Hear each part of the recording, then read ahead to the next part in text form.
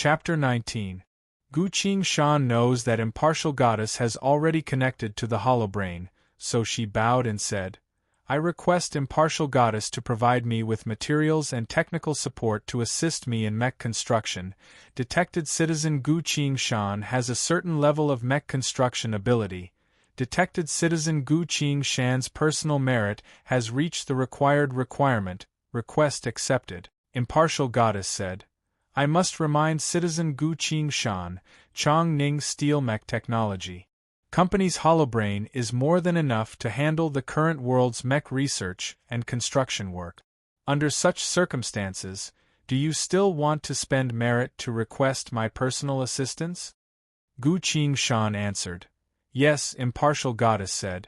To activate my personal assistance in creating a mech, 2,000 merit is required. Calculating Citizen Gu Qing-shan's merit now, for a citizen of the Federation, every merit is precious, because Impartial Goddess uses it as the main basis to determine a normal person's promotion, welfare, and treatment. Gu Qing-shan has been desperately trying to save up merit, on one hand to get into a good university, on the other hand to exchange for a mobile mech at the university. A mobile mech is something that normal people can't even come into contact with, and aristocrats won't be so generous as to give it to them, unless they sign a contract to sell themselves. Only with Impartial Goddess can you use your precious merit to exchange for a mobile mech. Of course, you must have a clean identity and meet Impartial Goddess requirements.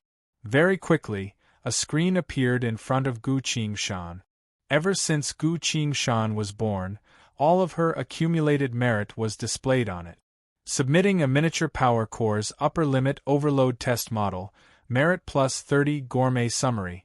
Gu Qing-shan beef ribs barbecue ingredient ratio, merit plus 2 published thesis. Mech simulating human behavior, merit plus 10 spontaneously participated in Chongning County East Fire Disaster Relief, merit plus 9. Representing Chongning County in the Federation's Interstellar Fleet Command Competition, winning the grand prize, merit plus 5, rescued the woman who committed suicide by jumping into the river. Due to her weak physique, the rescue failed, but her spirit is commendable. Merit point plus 0. 5. First time proposing the mecha virtual human behavior theory, pushing forward the progress of mecha research. Merit points plus 80. Citizen Gu Qing-shan, you have a total of your individual merit points. Do you wish to pay 2,000 merit points to activate my assistance in mech manufacturing? Yes, Gu Qing-shan answered without hesitation. This time, he used up almost all of his merit points. Payment completed.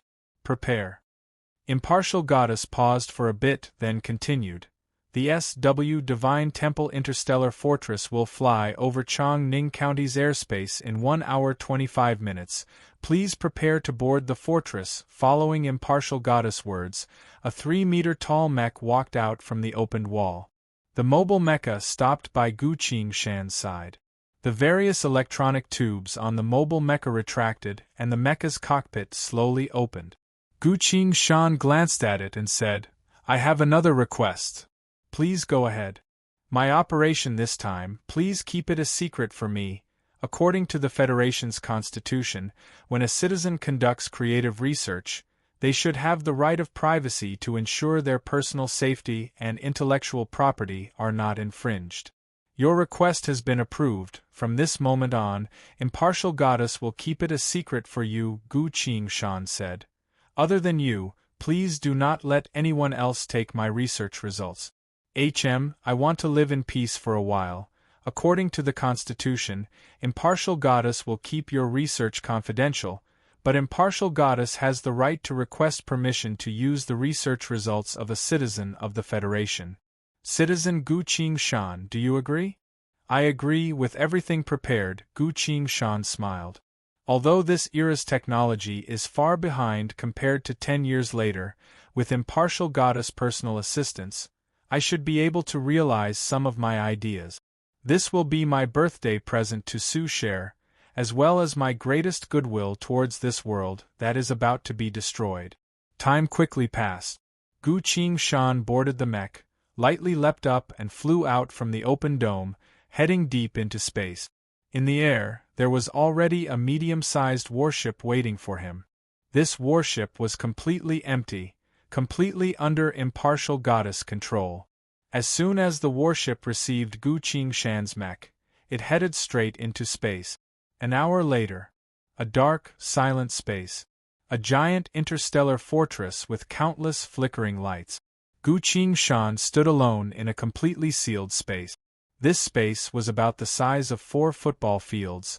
On the empty field, there was only a single holographic projection floating in front of Gu Qingshan. "Begin mech construction," he said. Impartial goddess voice came from all directions. "Mech construction has been prepared, please describe the construction's intent."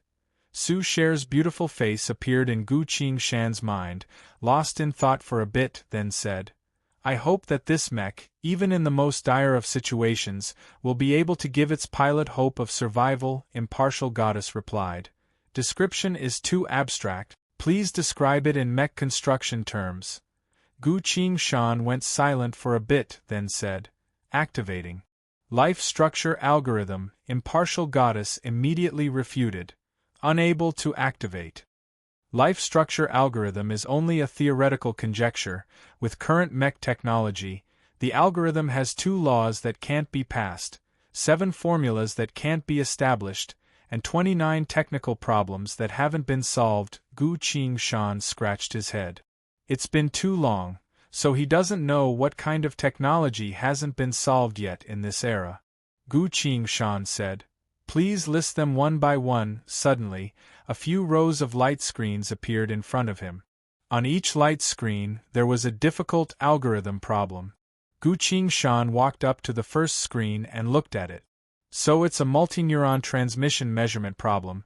I remember that this problem was only solved before the apocalypse came. Then let's begin." He rolled up his sleeves and began to calculate in front of the screen. This problem was very difficult, so Gu Qingshan used over half an hour to solve it. "Please verify the formulas," Gu Qingshan said. "Verifying will begin," impartial goddess replied. The curtain of light slowly sank into the ground and disappeared. 10 seconds later, impartial goddess voice came again. "The equation is correct. The measurement standard has been established." "Very good, now that the standard has been established, everything else will be a bit easier to solve." Gu Qingshan nodded satisfyingly and walked to the next screen. He seriously looked at the derivation problem on the screen and said, This problem, please help me pull out the model, I'll try to match the formulas." For the rest of the time, Gu Qingshan continued to solve the technical problems, improving the life structure algorithm bit by bit. Deep inside the interstellar fortress that he couldn't see, on a large screen, Gu Qingshan's formulas, laws, and assumptions were being madly verified. When Gu Qingshan was halfway through his research, a special notification popped up on the screen. "Detected target conforms to Article 5 of the Federation's Constitution, immediately activating corresponding contingency plan, requesting authorization, contact Army General, Marshal Saint Zhang Zongyang, contact Navy Commander, see Emperor Li Dong Yuan, contact Interstellar Commander, Sir Song Tian Wu." 3 invisible waves of light shot out from the SW. Divine Temple in different directions. "General, the highest level of communication requests." "HM? It's the President?" Chapter 20. The Federation's capital city, the Presidential Palace. An unusual commotion began to spread. 3 soldiers dressed in neat military uniforms quickly gathered together and quickly walked toward the President's office. "General Li, why are you here?" "Hello, General Zhang, General Song." Quite a few people greeted them on the way, their faces were full of shock. 3 military commanders appearing at the same time. What's going on? Could it be that the Fuxi Empire has invaded and war has broken out? Everyone was feeling uneasy. The 3 generals didn't stop and quickly walked forward, not stopping to greet familiar politicians like they usually do. The door to the President's office was already open. The 3 generals came in and saluted. "Sir President, Impartial Goddess is requesting for you to connect immediately, General Lee said. The gray-haired old man turned around and looked at his aides. The leader of the aides replied, "Sir, this is an emergency connection, not a war." It was now that the old man relaxed a bit and ordered, "Generals, please connect." One of the generals saluted, opened the heavy briefcase in his hand and placed a portable interstellar communicator in front of the president. The communicator lit up. Impartial Goddess' solemn voice was heard. "The highest level of confidential communication is about to begin. Please immediately dismiss all unrelated personnel. Otherwise, in accordance with the Federation's confidentiality agreement, any unrelated personnel with insufficient confidential level will be erased." Everyone's expression changed. Erasing means killing. What exactly happened that Impartial Goddess is willing to ignore the lives of citizens just to keep this a secret? Everyone quickly left. Only the 3 generals and the president were left in the president's office. At this time, Impartial Goddess' voice was heard again. "About to activate the highest level of security measures for the S.W. Divine Temple, requesting authorization from the 3 military commanders." "Why do we need to activate the highest level of security measures?" the president asked. Impartial Goddess answered, "According to the Federation's Constitution, Article 5, all matters related to humanity's fate or important matters that push humanity's civilization forward will receive the highest level of security measures from the Federation." The president's expression became serious and asked, "What is happening on the S.W. Divine Temple?" Impartial Goddess answered, "For the sake of confidentiality, it is temporarily inconvenient to reveal." The president and the 3 generals were shocked. Their ranks are the highest in the entire Federation, but Impartial Goddess didn't even tell them. It's very rare for Impartial Goddess to act so cautiously. What exactly happened?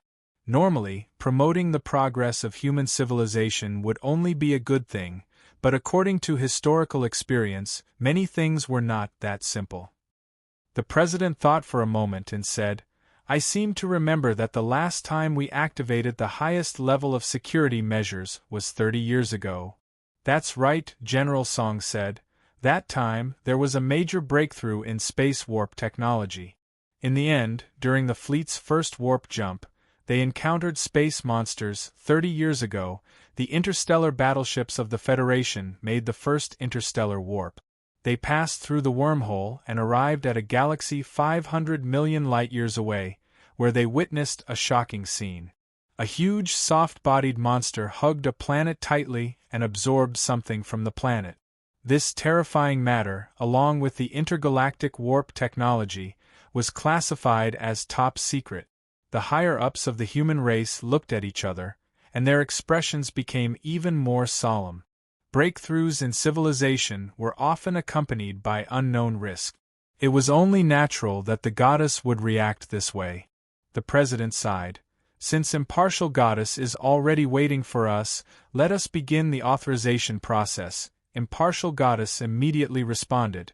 "S.W. Divine Temple Interstellar Fortress SSS Class Security Policy generated, requesting authorization from the President."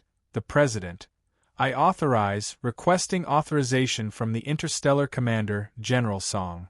"I authorize, requesting authorization from the Marine Commander, General Lee." "I authorize, requesting authorization from the Army Commander, General Zhang." "I authorize, authorization received, commencing SSS-class mission." On the interstellar communicator, a vast sea of stars was projected in front of everyone. "S.W. Xiong Wu Interstellar Fortress, return to the S.W. Divine Temple, patrol commencing. S.W. Ming Wu Interstellar Fortress, lift off from the seabed, close to the S.W. Divine Temple, fully responsible for security. The Federation's 1st, 7th, and 16th interstellar battleships, commencing full escort. Interstellar Special Mech Squadron members, prepare to begin weapon self-inspection, prepare to ignite, to be launched into near space in 1 minute, to prevent unnecessary trouble. Marshal Saint Zhang Zongyang is requested to stand guard at the border. As Impartial Goddess spoke up to this point, Everyone looked at General Zhang. General Zhang smiled bitterly, saying, "I'm already so old, yet I still have work to do," the president consoled him. "You should go, after all, you're the only martial saint in the entire Federation." General Zhang sighed, opened the balcony door of the president's office and walked out. A few moments later, he leapt into the clear sky, letting out a sonic boom as he flew towards the edge of the sky like a lightning bolt. To prevent the spying and interference of the various countries at sea, Emperor Li Dongyuan is requested to stand guard at the coastal waters. General Li shook his head, saying, "Goddess doesn't tell people to do it all at once." Old Zhang thought he'd be the only one having a hard time. The president said, "Go, I'll tell him." General Li slowly took out a few small bottles and looked at them one by one. The closest one to here should be the Yellow Sea. He opened a bottle labeled Yellow Sea and poured out the seawater inside. The seawater floated in the air, quickly gathered together and formed a ball of water. General Li put his hand on the ball of water and said, "I'm going." A second later, he disappeared together with the ball of water. The only people left in the president's office were the president and the interstellar commander. Impartial Goddess' voice came again. "General Song, please protect the capital city and ensure that everything is operating normally." General Song sighed in relief. That's good, I don't need to hurry anymore in space." The S.W. Divine Temple Interstellar Fortress. Gu Qingshan didn't notice the effect he had on himself at all. After 7 hours of continuous work, he finally solved all the problems. Gu Qingshan breathed out and said, "Now begin construction of the mech, using the biological structure algorithm as the foundation." "Understood, the algorithm is ready, the materials are ready, please construct the model of the mech." The model of the mech. Gu Qingshan thought for a bit, then turned on her phone and sent a message. "What kind of mech do you like?" After sending the message, there was no response for a while. Gu Qingshan shrugged and said, "Let's wait." Impartial Goddess remained silent. But under the stars, the capital city of the Federation, the venue of a celebrity concert. "Xie Shuangyan! Xie Shuangyan! Xie Shuangyan!" The crowd was shouting in a frenzy. The girl on the stage who was loved by everyone was holding a microphone, about to respond to the fans' shouts. Suddenly, dozens of mechs appeared in the sky, followed by over 20 special forces teams that rushed into the crowd from all directions. The girl went silent, staring blankly at the scene in front of her. In the sky, a giant interstellar warship that covered the entire sky was hovering right above the concert. "Silence, everyone, please remain silent. The concert is temporarily halted. We will now begin to search for potential criminals. All of you must remain silent, otherwise you will be immediately arrested and subjected to Impartial Goddess investigation." The special forces began to interrogate the crowd one by one. At first, the crowd was still a bit rowdy, quite a few of them angrily cursed.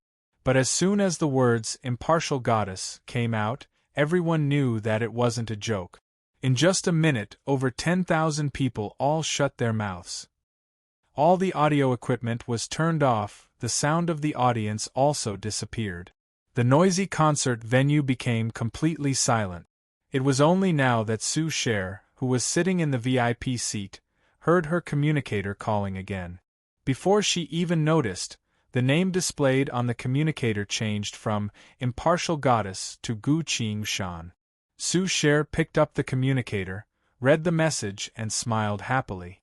"Brother Qingshan, are you going to personally make a mech model for me? In space?"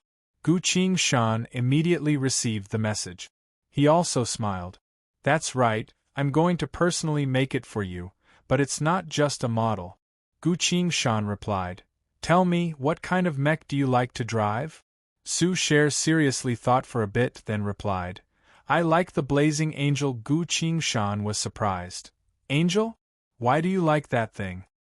"The Blazing Angel is the symbol of love and dreams, idiot," followed by a glare emoji. All right, I understand. I'll make your birthday present now. See you later. Is your handiwork okay?" If the model doesn't look good, I'm going to laugh at you. See you later. Su Cher's mouth was unforgiving, but her heart was filled with sweetness. Chapter 21.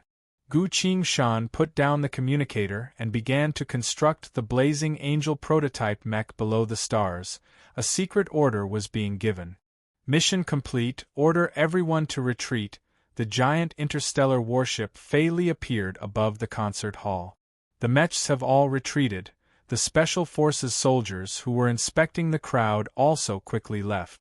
Su Cher put down the communicator, looking at the scene in front of her, confused. Didn't they want to search? Why did they all leave again? What kind of crazy thing is the Federation doing? The entire concert hall was filled with people just as confused as her. Only the girl standing on the stage raised her head slightly and looked into the depths of the starry sky.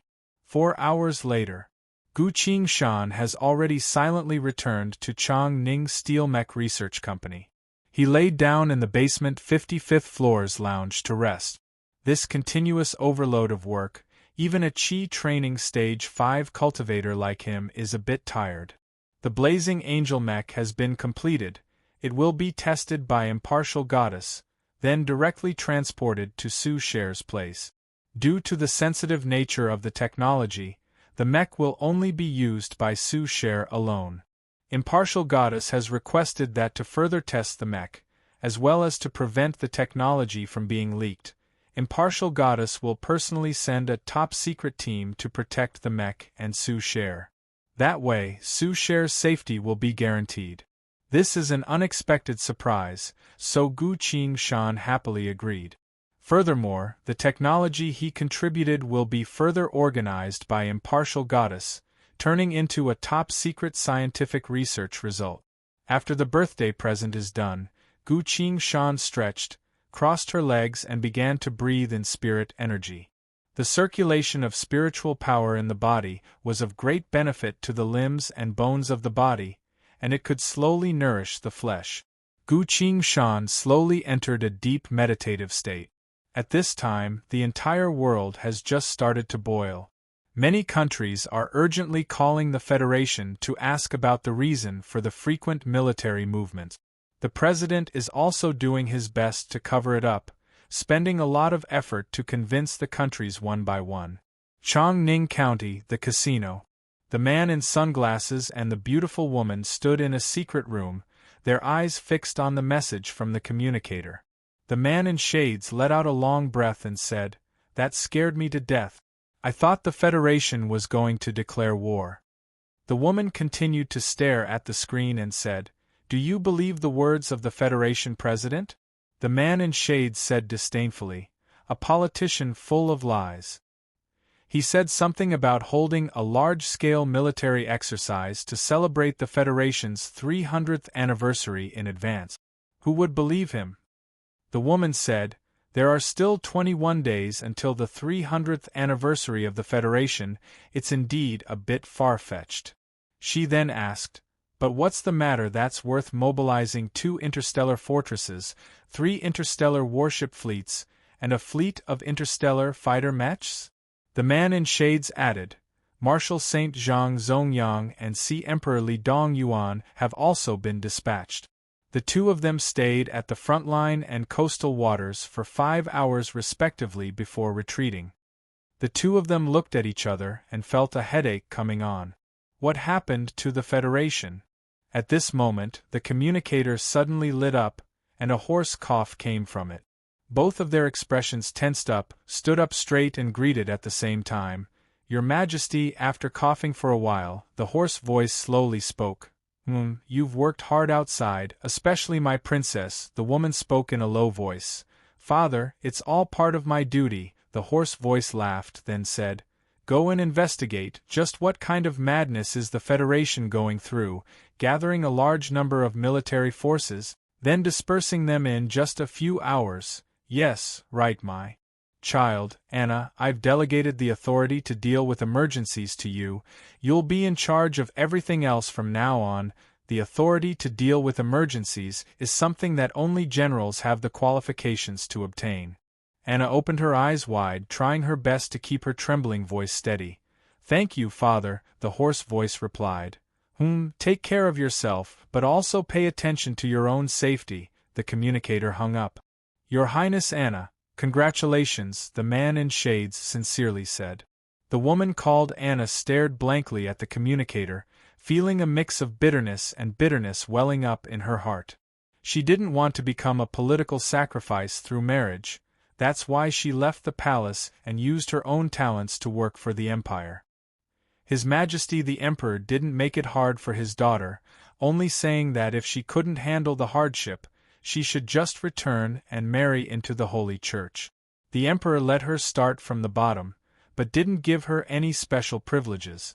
The risk at the bottom is very high. Even with Princess Anna's extraordinary strength, she still almost lost her life a few times. Fortunately, she managed to survive and was recognized by His Majesty the Emperor. Her emotions quickly calmed down. Anna calmed down and said, "Let's get to work." Yes, even after an entire night, the two of them still couldn't find any clues. Impartial goddess calculations are almost perfect. Trying to find the truth from the military's movements is basically impossible. After all, even the 3 army commanders and the president of the Federation don't know what happened. Anna rubbed her forehead tiredly. Her eyes still didn't leave the holobrain's screen. Your Highness, coffee, to refresh myself. Please give me a bottle of brandy. Can you drink a bit less? I can't. Anna turned around, smiled, received a new bottle of brandy, and went back to work. Next to her feet, 7 to 8 empty bottles were neatly arranged. Suddenly, she froze, turned around and looked at the image on the screen. What is it? The sunglasses man asked. What are you looking at? She asked. Surveillance footage of all the Federation counties, the sunglasses man answered. Anna squinted her eyes, asking, What about our talent plan? How many surveillance robots did we send out? The sunglasses man slapped his head, answering, A total of 691. Damn it, I forgot that surveillance robots can also record real-time surveillance locations in addition to monitoring specific people. The two of them quickly pulled out the surveillance footage and looked at it one by one. Time slowly passed. Anna suddenly tapped the sunglasses man's shoulder, pointed at the screen and said, Look at this. The sunglasses man looked at Anna's screen, only to see a mech flying out from the top floor of Chong Ning Steel Mech Technology Company. The sunglasses man quickly adjusted his holobrain, both hands quickly typing on the keyboard. Pull up the satellite image. It takes a bit of time for the satellite image to be transmitted, so the two of them silently waited.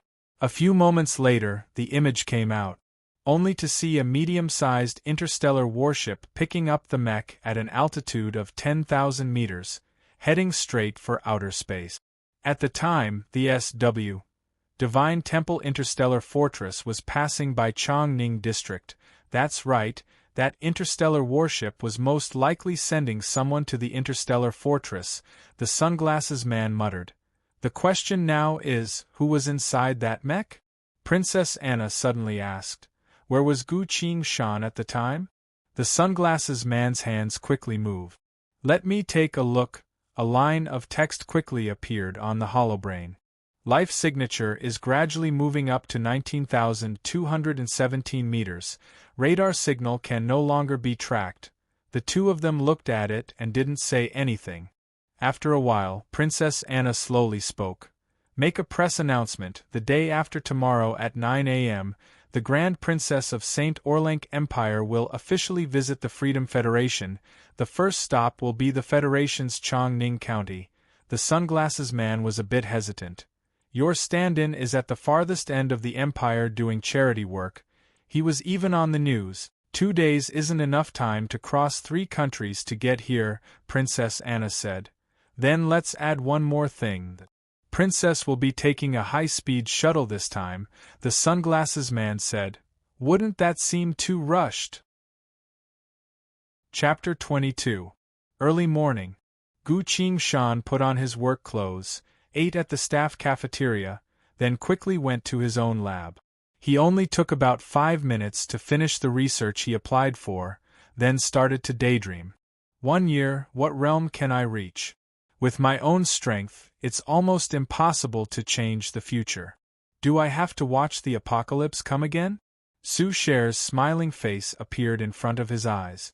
While he was thinking, an electronic voice suddenly came. Hello, number 41157, Director Su requests you to wait at the company's lobby. Gu Qingshan was a bit surprised, then stood up and walked outside. Researchers in the middle of their research can't be disturbed, unless it's a summons from the company's higher-ups. But that doesn't make sense. Impartial Goddess herself said yesterday's matter will be kept a secret, so she definitely won't tell anyone. Then why is Su family looking for me? Gu Qingshan took the elevator and went straight to the company's lobby. Two men in black uniforms came to greet him. Gu Qingshan, one of them asked. Come with me, the madam invites you to a banquet. The only person they can call madam is the eldest wife of Su family, Su Cher's mother. Gu Qingshan was a bit surprised, then answered. Okay. The two of them brought Gu Qingshan out of Chong Ning Steel Mech Tech Company, boarded a shuttle and headed to the Su family's manor.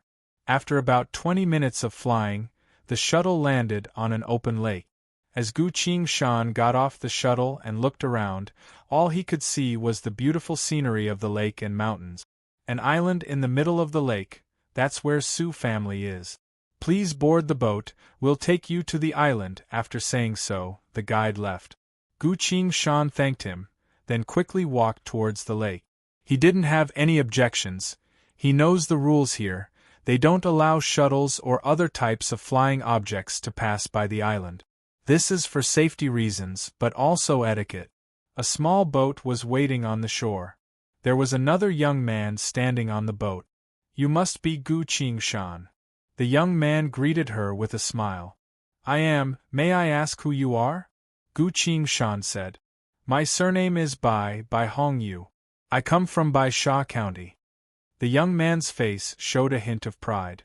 Bai Sha County, the prefecture lord was also surnamed Bai. For this young man to be able to stand here and get the opportunity to board the ship to the Su family, it was very likely that he was from the Bai family, one of the 9 great families of the Federation. Nice to meet you. Gu Qingshan was about to board the boat. Bai Hongyu blocked the way. Wait a moment. Gu Qingshan stopped and looked at him. Bai Hongyu raised his head and said, A lowly person like you shouldn't participate in the Su family's banquet. Otherwise, the nobles present will feel uncomfortable. Gu Qingshan calmly said, It was Madame Su who invited me here. Bai Hongyu's face was full of sarcasm. Go back, I'll tell Madame Su that you're sick and retired. Gu Qingshan asked, And if I don't go back? Bai Hongyu answered, I'm from Bai Sha County's Bai family, my father is the Bai family's head. I'll only say this much, you should know the consequences of not listening to me, Gu Qingshan said. Please make way. Bai Hongyu stared at him like he was looking at an idiot. He shook his head. This is the Su family's house. I don't want to do anything rude, but I can guarantee that you'll regret it for the rest of your life.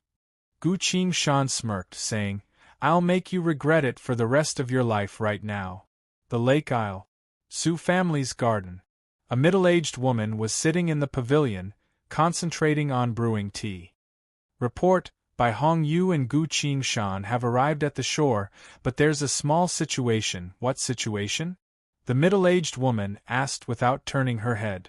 The two of them seemed to have gotten into a conflict. Only one of them managed to board the boat and is currently on the way here. The middle-aged woman smiled, muttering to herself, Bai Hongyu has really grown up. He now knows how to subdue the enemy without fighting. That's good. That's how you're supposed to be a noble, madam. It's not like that. The one who boarded the boat was Gu Qingshan.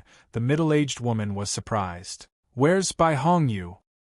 He was stripped naked by Gu Qingshan, then kicked into the lake. The person who reported spoke in a low voice. Bai family's followers have already arrived at the isle. Only Bai Hongyu followed the marriage ceremony and waited for the boat outside the isle. That's why Gu Qingshan did something to him. Outrageous. The middle-aged woman closed her eyes, calmed down and spoke. Tell Gu Qingshan to come see me. Bring Bai Hong Yu to the back to change his clothes, then bring him to the banquet. I'll personally explain everything later.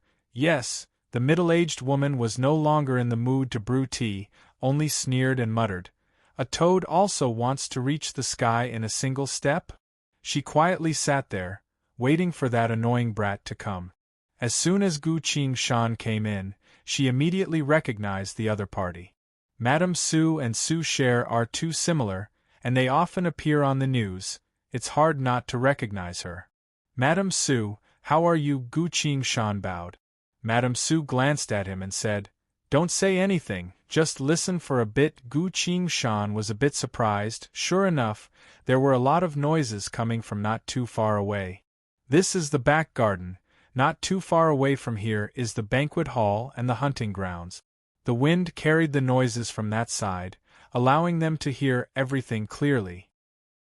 In the midst of the noise, some people were talking about the state of the world, some were exchanging business ideas. As for the women, they were discussing what kind of clothes and bags are more fashionable or where they should go for a vacation. Madame Su waited for Gu Qingshan to listen for a bit, then asked, What did you hear? Gu Qingshan replied, A lot of military and state news, as well as inside information, Madame Su said. That's right, the ones talking about military and state news are all officers above the rank of major. The ones talking about business and cooperation are the children of our Su family, and by family, they're preparing to invest several tens of billions together to establish a new company. What they're doing, not only are they pushing the Federation forward, but they're also changing the lives of hundreds of millions of ordinary people. As for those women, any piece of clothing or bag they're talking about is a luxury that you can't afford even if you work hard for a few years. Madame Su looked at Gu Qingshan. You're so lowly, so poor and weak. If it wasn't for Su Cher's plea for you, do you really think you can enter the Su family's iron mech research company?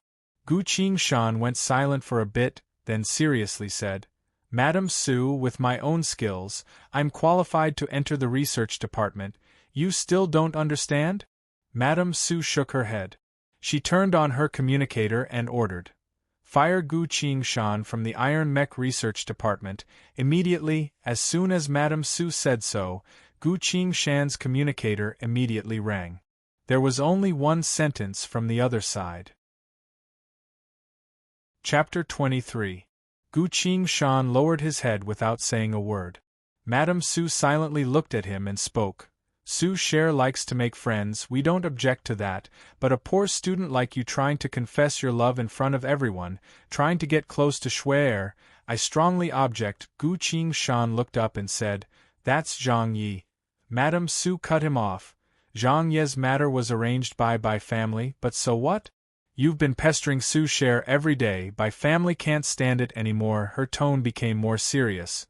Before, I wanted Shui to interact with all kinds of people, to see the world, but now I can't stand it anymore. Gu Qingshan replied. When I've been dating Su Cher, I've never harmed her. Madame Su acted like she just heard something funny, carefully looking at Gu Qingshan from head to toe. The way she was looking at him made Gu Qingshan very uncomfortable, but he still held it in. Madame Su spoke. Next week is my daughter's birthday. Bai Hong Yu gave her a holiday island, worth 80 million credits. What about you? That pitiful mech model? You were eavesdropping on us?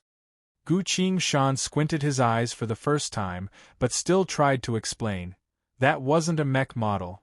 Stop, no matter what tricks you play, no matter what you give her, it doesn't matter anymore. Madame Su cut him off with an indifferent expression. She stood up, looking down at the young man from above. I forgot to tell you, my daughter has awakened her mutated 5 elements, she's about to awaken her wind element. Gu Qingshan suddenly looked up, his face full of joy. Metal, wood, water, fire, earth, these are the main 5 elements. Wind, lightning, light, dark, sound, are mutated 5 elements. Wind element is a very good and useful ability, a supernatural ability that many people dream of. In the past life, Su Cher already awakened her wind element, but that was 2 years later. This time, she awakened it earlier, which is a good thing. because for 5-element supernatural professions, the earlier they awaken, the greater their growth potential. Madame Sue said, "Why are you so happy?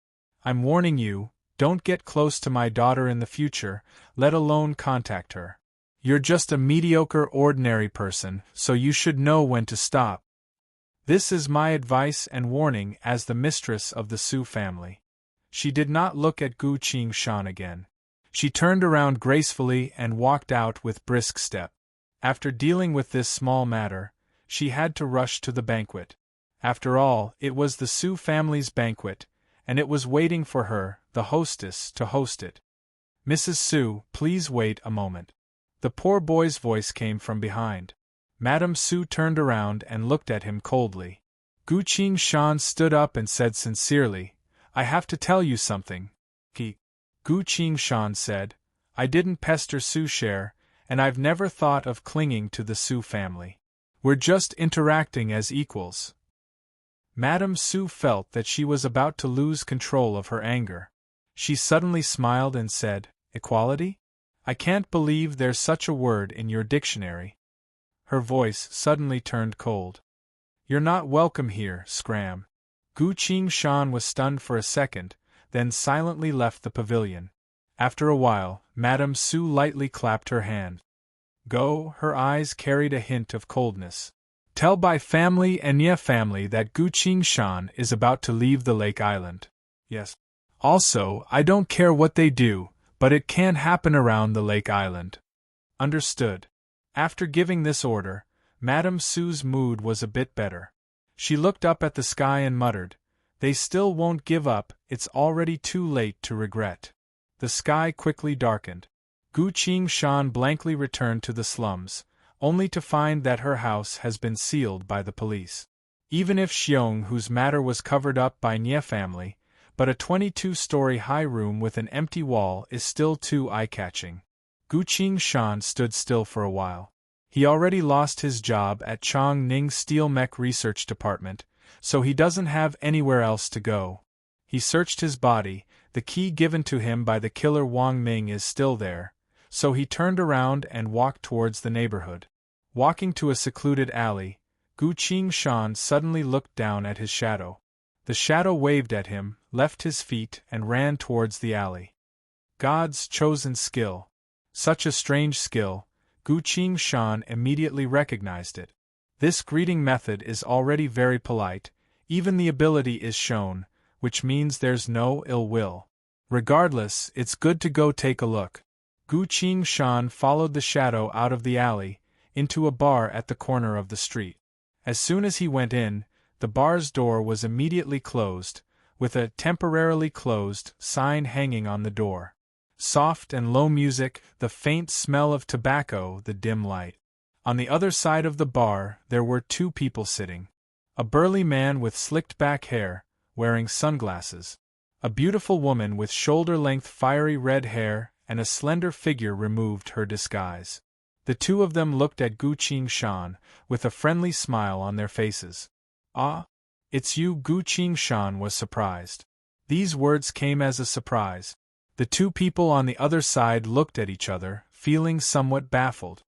"Ah, it's fine, I just felt like I've seen you somewhere before."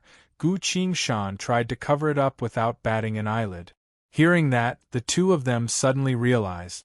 The red-haired beauty stood up, extended her hand and said, "Hello, I'm Royal Princess Anna of St. Orlank Empire. You must have seen me on the news, straight to the point, saying whatever you want to say." Sure enough, it's still the familiar style. Gu Qing-shan smirked, extended her hand, quickly shook her hand, then pulled it back. "Nice to meet you, I'm Gu Qing-shan," he said. In his memory, she's a germaphobe, so she hates people touching her skin the most. Sure enough, Anna raised her eyebrows in surprise, her smile became even more sincere. "Gu classmate, please have a seat." Gu Qing-shan sat down across from them. He looked at her again. Who would have thought, after so many years, he would be able to see her again, as a young girl? Gu Qing-shan felt a bit emotional. Royal Princess Anna Medici of St. Orlank Empire, Rose of Thorns of the Holy Church, holder of the Flaming Death God, a supernatural-born fire elemental, as well as that most famous title, the Queen of Annihilation. She was a rebel against a cruel fate, a beautiful soul that struggled in despair before finally passing away. In the past life, when Gu Qing-shan first entered another world, she was already a legendary figure in both worlds. Unintentionally, she saved Gu Qing-shan's life. To her, it was an unintentional act, but Gu Qing-shan always remembered it. A few years later, when Gu Qing-shan grew to the same level as her, he came looking for her to repay her kindness. "I've never owed anyone anything. If you need me to do anything for you, please tell me," but she only laughed and said, "All right, if you want to repay me, you might as well make me a good cocktail." He really did go look for those rare mixology recipes, trained himself to be a good mixologist, and wanted to find her again. Chapter 24. Who would have thought, in this life, I'd be able to meet her at such a young age? Gu Qing-shan was in such a good mood that she completely forgot about Madame Su. The sunglasses man with slicked back hair also stood up, shaking hands with Gu Qing-shan. "Nice to meet you, I'm Feng Huode, you can call me Feng or Huode." "Nice to meet you." Gu Qing-shan glanced at him. "I've heard this name before, a bit familiar, but it seems he died a long time ago, so I can't really remember what happened." "Never mind, I don't care about that. Let's not talk about anything else. Let's have a drink first." Gu Qing-shan walked behind the bar, looking at the liquor on display. At this moment, his aura had completely recovered, as if he'd returned to the apocalypse, turning into the great sword saint, the country's war commander. Feng Huode glanced at Gu Qing-shan, then whispered, "He doesn't look right. Should we follow the plan to persuade him, or just kidnap him?" Anna stared at the young man in front of him, then at the liquor, whispering, "Wait, let's see what he's up to." As soon as they finished talking, Gu Qing-shan had already grabbed a bunch of liquor bottles and turned around, slamming 6 to 7 of them on the bar. "Not good, seems like it's not enough," he muttered, and turned away to pick up some more wine before he stopped. "Brother, what are you trying to do?" Feng Huode couldn't help but ask. Gu Qing-shan glanced at him, then took out 3 glasses from the bar, saying, "This is the first time we've met, let's have a drink to celebrate." "That's not a bad idea." Anna was a bit interested. Interests outside of work. The Queen of Annihilation loved to drink, especially cocktails. In her previous life, there was a bartender who won her favor with a glass of his own, Scorpio, and almost became her first boyfriend. But the bartender also didn't succeed. Because she died. At the time, Gu Qing-shan rushed for 2 days and 2 nights to save her, but still couldn't make it in time, only seeing the apocalyptic flames from afar. She used the last of her power to take away the endless demons, as well as her own life. Gu Qing-shan shook her head, calmed herself down, and began to prepare the cocktail seriously. 3 minutes later, a blood-red cocktail was placed in front of Anna. This cup of wine looked like a burning flame, but if one looked closely at the depths of the boiling flame, it would be an impenetrable dark abyss. Anna looked down at the wineglass, then looked up at Gu Qing-shan. "Drink it." The corner of Gu Qing-shan's mouth twitched as she tried her best to lift it up. "What's the name of this glass of wine?" Anna raised the glass. Gu Qing-shan looked at her and said, "Scorpio Palace." This was a work that he improved on after drinking Scorpio.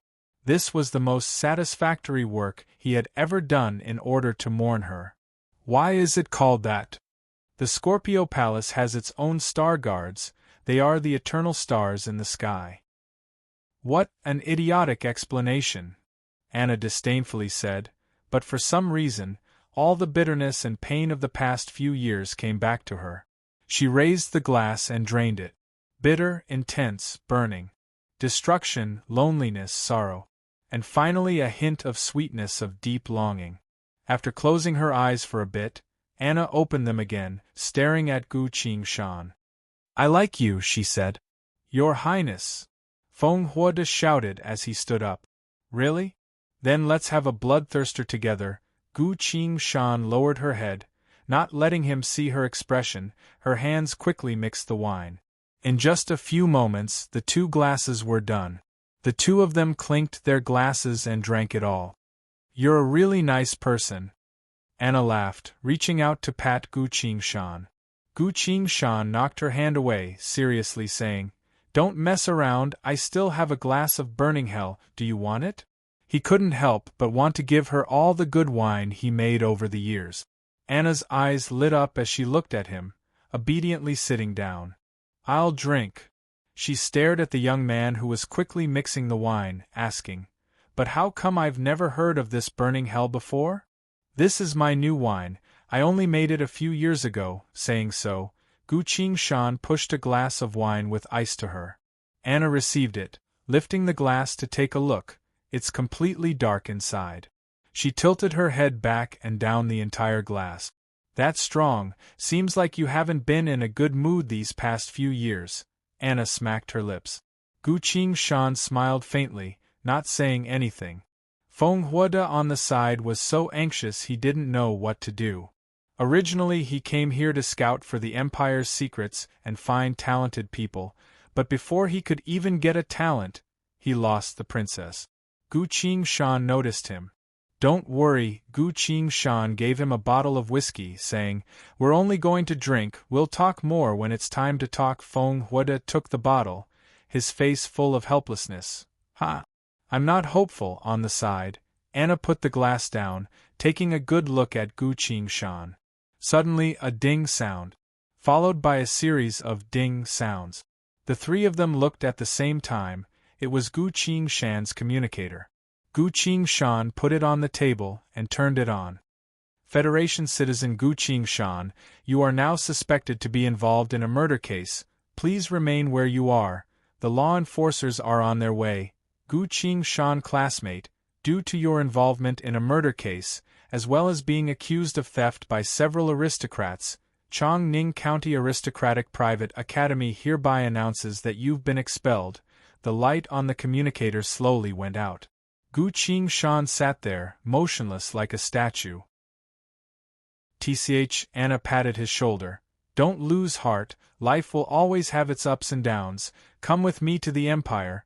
I promise to give you the best treatment. No, I'll personally make you a baron, what do you think?"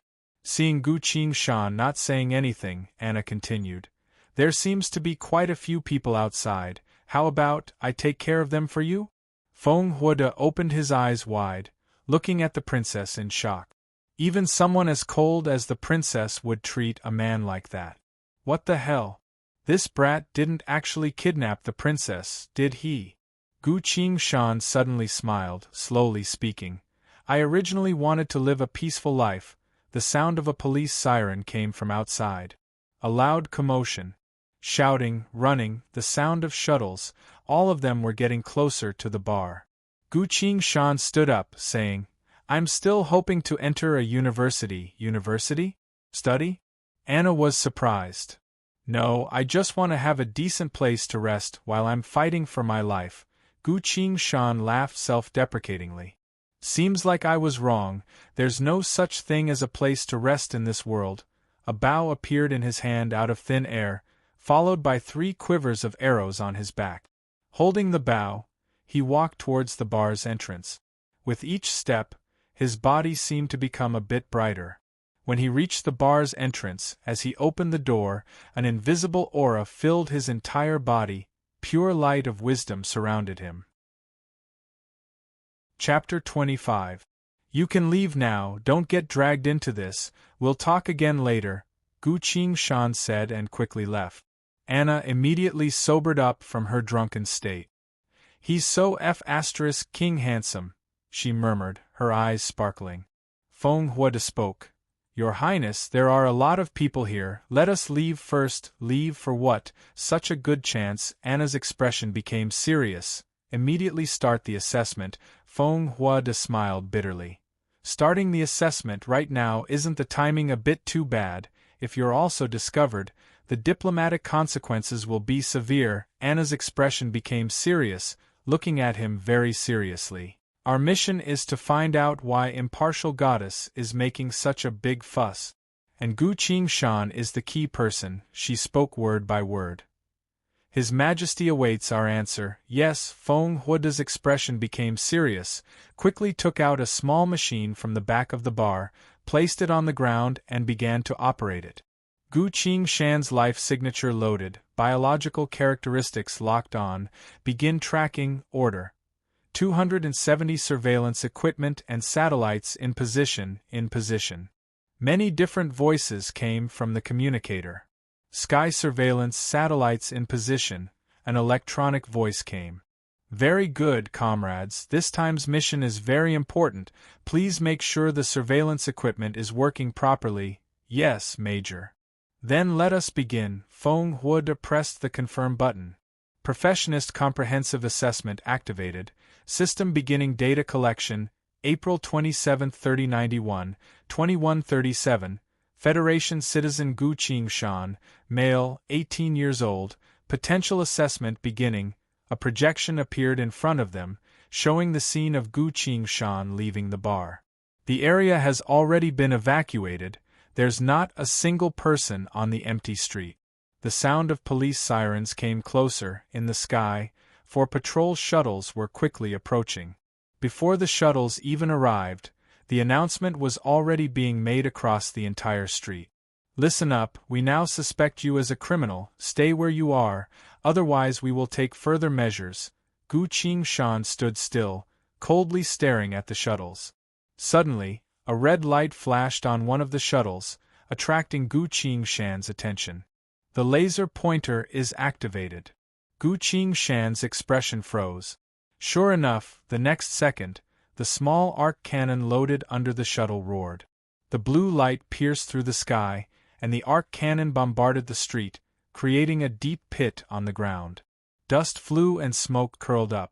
In the sky, a shuttle asked sternly, "Warning number 172033, why did you suddenly fire? I need an explanation." "I've received authorization. Please check the latest order, sir." The flying shuttle that was firing didn't care at all. The shuttle from before fell into silence. After a while it said, "Check the battle situation immediately and confirm the corpse." The four-headed shuttle slowly approached. As the smoke and dust slowly dispersed, the situation below could be clearly seen. There were no bodies on the ground. The murder suspect stood on the top of a high lamppost, staring coldly at them. Damn it, he's still alive. Prepare to fire. But they had no chance. Gu Qingshan draws her bow, infuses it with her spirit energy and shoots 4 arrows. Everyone felt their vision blur. Boom. The 4 small patrol shuttles all caught fire, emitting thick smoke as they were forced to land far away. Their propulsion system was pierced by an arrow. If they don't land soon, the shuttles will explode. Anna whistled and said, "Very professional." In front of her and Feng Huoda, the holobrain was filled with data. The evaluation system was doing its best to calculate. Gu Qingshan stood on top of the lamppost, his expression calm. He's already Qi training stage 5, with spirit energy pouring into his arrows. Their destructive power is much stronger than before. Compared to when he killed Xiong Hu, he's more than twice as strong. Ahahaha, Gu Qingshan, as a citizen of the Federation, not only did you resist arrest, you even tried to kill a police officer. From afar, a triumphant shout could be heard. Gu Qingshan turned to look, only to see Nie Yun standing on the balcony of a building, his luxurious shuttle also hovering there. Behind Nie Yun, there were a few dozen burly men. Nie Yun crossed his arms, acting regretful. "Although we're classmates, but as an aristocrat of Chongning County, I have a duty to help the police catch the murderer." Gu Qingshan looked at him, very seriously saying, "Why do you keep making life difficult for me?" Nie Yun spitefully said, "You made me lose 20 million in the casino, and even killed one of my followers. Do you really think I'm easy to mess with?" He turned around. "Go, kill him, whoever takes his head will be rewarded with 10 million. The group of burly men all stared at Gu Qingshan as they heard that. This is a head worth 10 million. One by one, they climbed up the walls, jumped down from the building, and rushed towards Gu Qingshan. Nie Yun elegantly raised a glass of red wine, laughing. 30 genetically modified martial masters, even if they pile you up, you'll die. This is the power of aristocrats.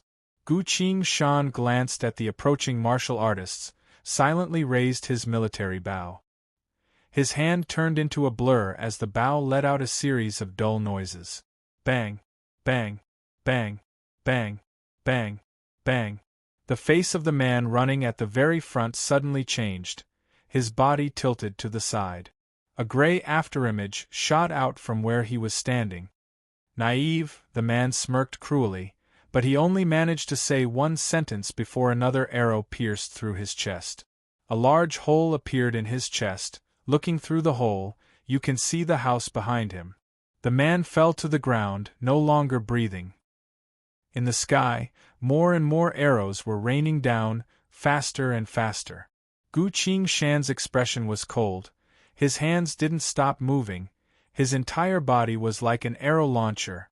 As the arrows rained down, the martial artists hurriedly tried to dodge, no longer having the strength to move forward. Very quickly, they found that they couldn't dodge at all. Streaks of gray shadows turned into grim reapers, taking away their lives. One of the grandmasters saw the situation, took out a box from behind him, and pressed it on top. An exoskeleton armor came out from the box, slowly covering his body. An exoskeleton armor has decent defensive capabilities.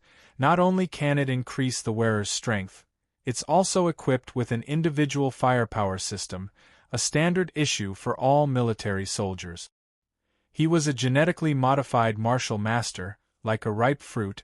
Although he's already a grandmaster, he hasn't truly comprehended the power of a grandmaster yet, so he doesn't mind using individual firepower at all. A true martial Dao grandmaster would rather fight barehanded in blood and fire than use such a thing. Gu Qingshan immediately noticed him, turned his bow around, and activated rapid fire. Clang clang clang clang clang. A series of crisp sounds mixed with sparks. The Grandmaster Martial Master spat out a mouthful of blood, fell to the ground, no longer moving. A deep hole appeared on the exoskeleton armor.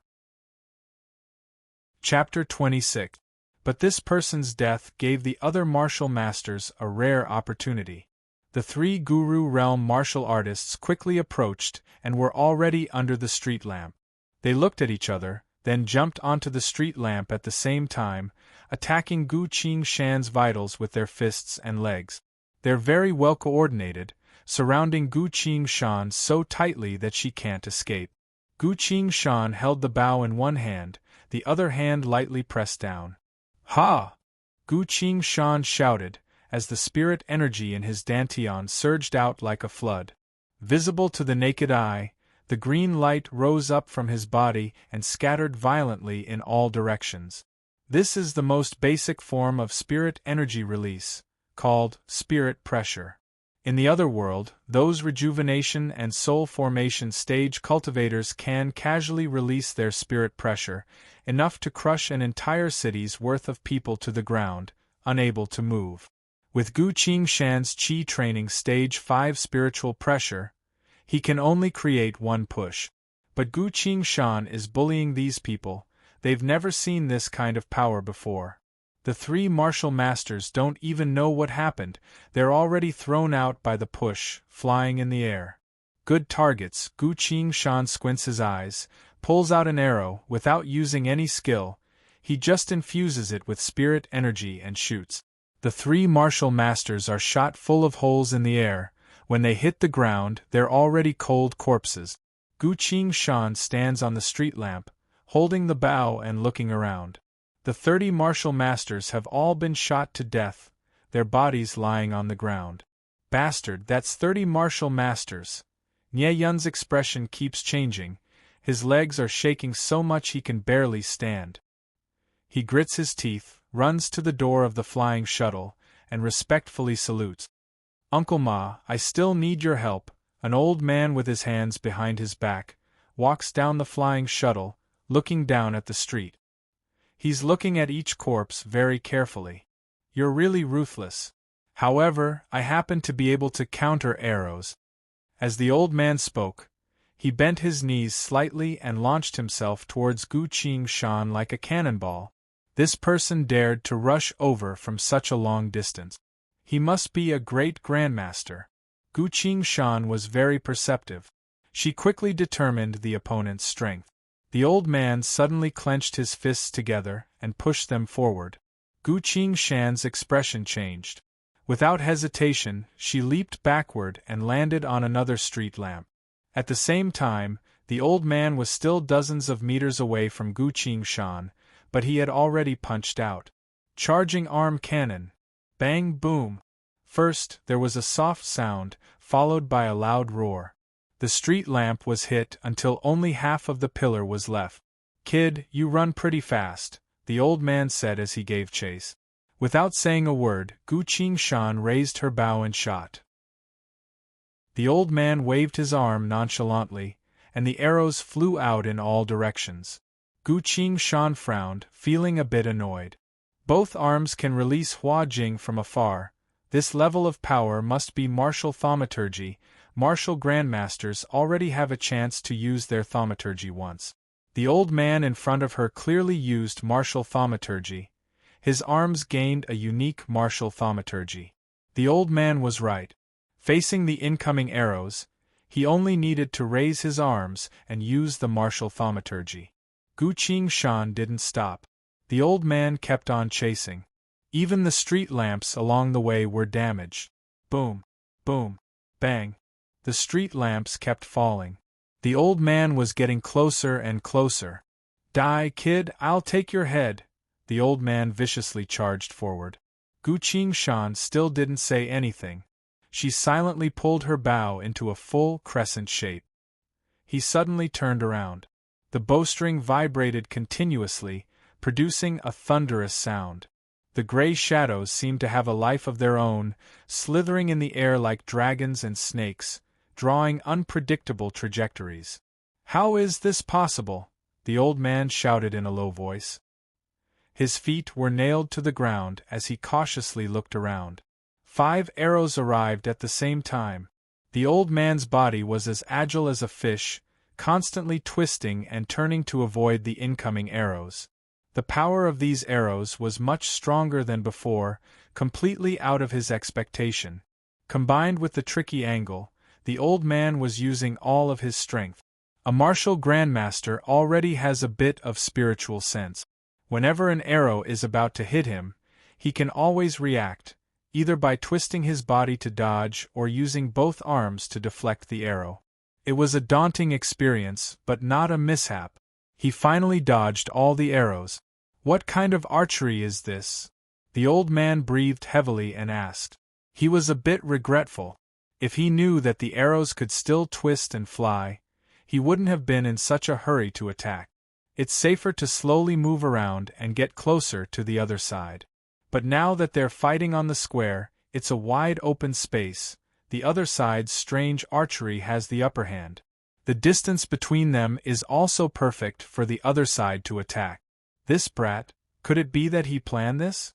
The old man felt a chill in his heart. Archery that kills, as Gu Qingshan said so. Her hands suddenly moved, increasing the frequency of her skills. Shifting flurry. Shifting flurry. Shifting flurry. After 3 consecutive, chaotic dance, the cluster of arrows transformed into a blossoming shadow flower that enveloped the great Grandmaster. The Grandmaster already had a hard time dodging the first, shifting flurry. Now he can't dodge it anymore. The sound of the arrows piercing into flesh is small, but in the silent night, it can be heard even from far away. The Grandmaster's body exploded into a mist of blood. He staggered a few steps back and fell to the ground. His body was like a hedgehog, full of arrows. Spirit energy had already entered his body, destroying his life force. Even at the moment of his death, the Grandmaster's eyes didn't close, showing an intense unwillingness and regret. Nie Yun was completely stunned. That's a Grandmaster, a powerful existence that surpasses normal Grandmasters, an existence that has activated the martial thaumaturgy. Even a supernatural wouldn't dare to offend a grandmaster. He's the strongest fighting force of the Nye family, and was sent here to curry favor with the Bai family. Damn it, why is this brat so terrifying? Nye Yun was soaked in cold sweat. Right now, saving his own life is the most important thing. If the Bai family personally acts, this brat will still die. After all, the Bai family is one of the 9 lords, not something my own family can compare to. Thinking that, Nye Yun raised both hands and shouted, "I'm a descendant of the Nye family, I surrender now, Gu Qing Shan, you'd better." Pa! An arrow flew and pierced his chest. Nye Yun clutched the arrow in his chest, retreated step by step, then fell to the ground. Blood flowed out from his nose and mouth. "I'm going to die," Nye Yun suddenly realized. A luxurious life, a huge fortune, a bright future, all of it is about to be gone forever. No, it shouldn't be like this. Why am I going to die? He suddenly screamed like a wraith. "No, Gu Qing Shan. You're the same as me, you want to get rid of those who are in your way. The more you kill, the closer you are to death. I curse you. I curse you to be tortured before you die, to die without a burial." "I'm not the same as you," Gu Qing Shan put down her bow. "In my life, I've always repaid kindness and revenge. I've killed countless people, but I've never bullied others." He glanced at the corpses on the street, his expression unchanging. Nye Yun's face was full of unwillingness, struggling to speak. "The Bai family is coming, you are dead, I'll wait for you on the road to Huang Quan." Chapter 27. Inside the bar. Princess Anna rubbed her eyes, then looked at the screen again. The Grandmaster's body was still lying on the ground. "This doesn't make sense." Her eyes were filled with disbelief. The young man on the screen, from the very first moment she saw him, even when he went out to face the enemy, she was still thinking that if he can't hold on, she'll go and save him. She didn't think it would end up like this. Gu Qing Shan's body seems to be covered in a layer of mystery, she can't see through it, but she's still attracted to it. That's right, this can't be right, his improvement is too fast, unless he was hiding his strength last time, Feng Huada also said. He fiddled with the holobrain a bit, showing the evaluation results on the screen. Target strength is estimated to be Grandmaster, ability unknown, suspected to be God's chosen or supernatural, specifics unknown, loading target's life profile. Target hasn't used any genetic serum, conclusion. Gu Qing Shan, male, 18 years old, potential evaluation. Feng Huada looked at the screen, sighing. 18 years old and already able to fight a Grandmaster. I really want to know what kind of God's chosen skill this monster has. Suddenly, the communicator on the side started ringing. Anna pressed it and asked, "What is it?" "Mole report, Bai Sha County's mech squadron is advancing, arriving at the battlefield in 7 seconds, 100 kilometers away. Bai family's warships are gathering." Anna hung up the communicator, stood up and said, "I need to go save him." Feng Huada hurriedly stopped her. "Your Highness, you definitely can't show yourself. The Empire's princess starting a massacre in the Union. This will be the most serious political conflict in history. It will lead to an all-out war. I don't care." Saying so, Anna clasped her hands together and prayed. "Death God. In the flames, I summon." With a bang, her hands were broken by Feng Huada. "Your Highness, let me take him away." "You leave first," Feng Huada said with a serious expression. "No. Your Shadow God's chosen skill's evolution level is too low, it definitely can't hide from the warship's life scan." The communicator started ringing again. Feng Huada was impatient, slapped the communicator and shouted, "What is it?" An uncontrollable and fearful voice came from the communicator. "Bird reporting! Bird reporting! The Martial Saint of the Federation is here." "What?" Anna's eyes widened. "Where did he come from? Why didn't I sense him?" "He's landing. It's landing." Gu Qing Shan took out an arrow and narrowed her eyes as she observed the approaching mechas. 091 Harrier assault armor. Its lethality isn't bad. He pulled the bow to its limit. but its structure isn't very logical. He loosened his grip and the bowstring bounced back. The arrow was wrapped in a layer of spiritual energy and shot forward. There was a flash. With a snap, the arrow scraped against the mecha, deviated from its trajectory, and flew out of sight. Tisk again. Gu Qingshan quickly drew her bow and shot another arrow. Bang! The arrow pierced through the knee joint of a mecha. The steel armor was pierced through the leg, and it fell to the ground. Gu Qingshan retreated continuously, dodging the mini-missile fired by the enemy. She took out another arrow and drew her bow. The arrow pierced through the air. A mecha that was raising its heavy machine gun was hit by an arrow that pierced through the barrel all the way to the bottom, detonating the laser's standard explosive bullet. The explosive bullet's power wasn't weak, half of the mecha's body was blown up. Its components fell to the ground, unable to move. What the hell, is this really something a bow and arrow can do? Feng Huada looked at the screen, gritting his teeth. Anna stared at the screen without blinking, saying, "The place he shot was the weak point of the 091 Harrier assault armor. It's recorded in our intelligence report. It's probably a coincidence. How did he know about such a secret thing?" "It's not a coincidence, I saw him aim. Oh no, the Martial Saint is here." The two of them stopped talking, even holding their breath. Anna clasped her hands together, nervously watching the situation on the screen. Outside, Gu Qingshan took aim a bit, drew her bow and was about to shoot again. Suddenly, as if he sensed something, he pulled back his hand and looked up at the sky. A black shadow fell from the sky. So fast, Gu Qingshan quickly retreated, hiding behind a high wall. With a loud sound, a 10-meter-wide crater appeared on the street. A few mechs cautiously stopped. The enemy's arrow is too powerful, suspected to be a supernaturalist, calling for reinforcements. Calling for reinforcements, the leading mech hurriedly reported. Reinforcements? A voice came from the crater. Seems like the situation isn't too bad. Along with the voice, a figure leaped out of the crater. It was a middle-aged man. Thick eyebrows, hawk-like eyes, tan skin, his body as straight as a spear. Dark green military uniform, black military boots, a sword and shield on his shoulder. A sword and a shield signify the rank of a general. Facing the mechs that were ready for battle, he spoke. "I am Zhang Zongyang." All the mechs stopped. A few soldiers jumped out from the cockpit and saluted. "Martial Saint." "Military God, sir."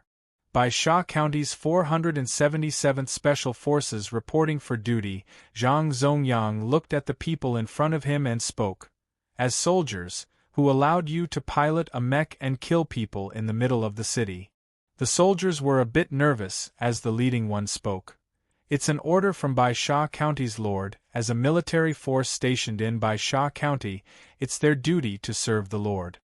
"Bullshit aristocrats," Zhang Zongyang scoffed, no longer scolding the soldiers, turned to where Gu Qingshan was hiding and shouted, "Gu Qingshan, come out!" Gu Qingshan thought for a bit, then also came out.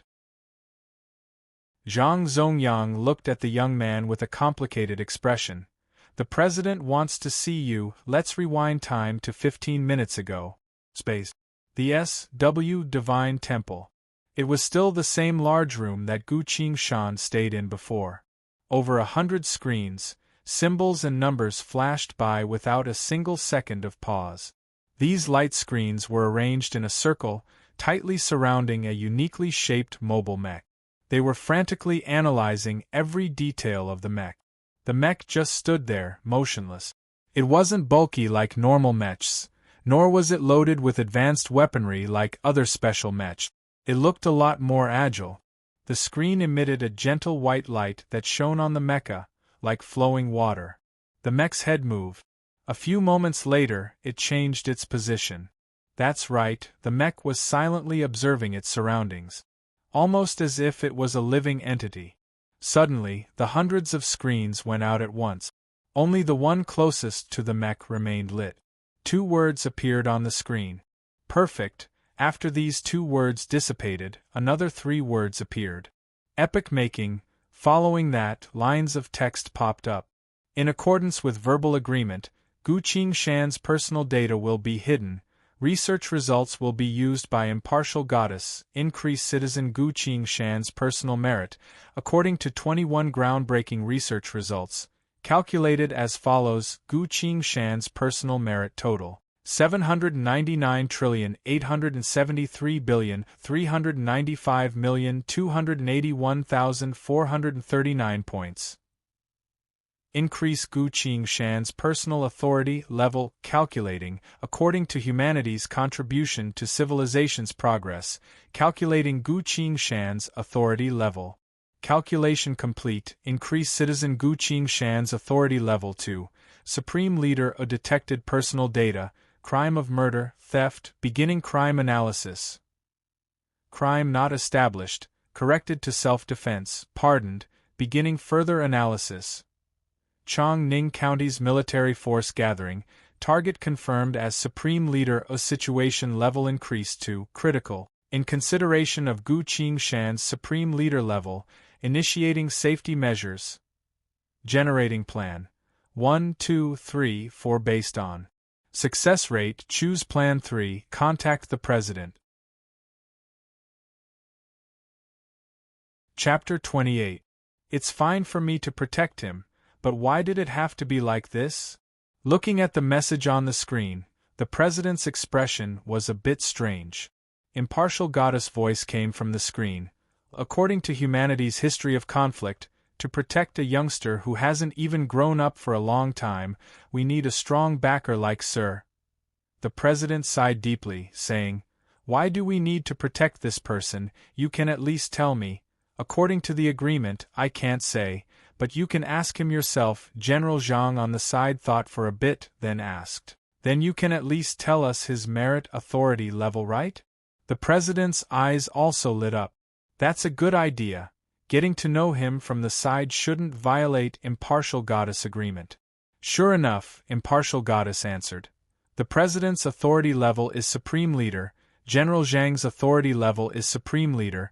You can obtain the relevant information. Gu Qingshan's personal merit authority level is Supreme Leader." The President was about to drink a cup of tea, but spat it all out. Impartial goddess continued. "Gu Qingshan's life is in danger. President, please arrange it immediately. Empty words won't stop the Bai family." The President forced himself to calm down, taking out a handkerchief to wipe the tea off his body. "Zhang Wuxing, go there yourself. If it takes too long, I'm afraid he won't survive. Since when did the Federation have a president, all right? I also want to see what kind of person he is."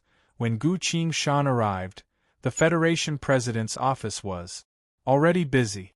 In the President's office, only the President was standing in front of the window, looking at the capital in the night. From afar, he looked like a normal white-haired old man, immersed in his glory days. "Sir President, he's safely returned," General Liu reported. The President came back to his senses, and his aura immediately changed.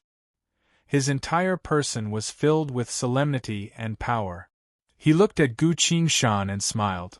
"Hello, should I call you classmate Gu or Mr. Gu? I've just been expelled from school. You can call me Mr. Gu," Gu Qingshan answered. "Mr. Gu, I'm following impartial goddess request to bring you here. You don't mind, do you?" the President asked. "I don't mind. In fact, I have to thank you for saving the day," Gu Qingshan said sincerely. His strength was still growing, and if he were to engage in a battle of too high intensity right now, he wouldn't be able to completely destroy his opponent. Moreover, he was facing two clans alone. The other party definitely had many experts who had yet to join the battle. After a while, it would be time to enter the alternate world again.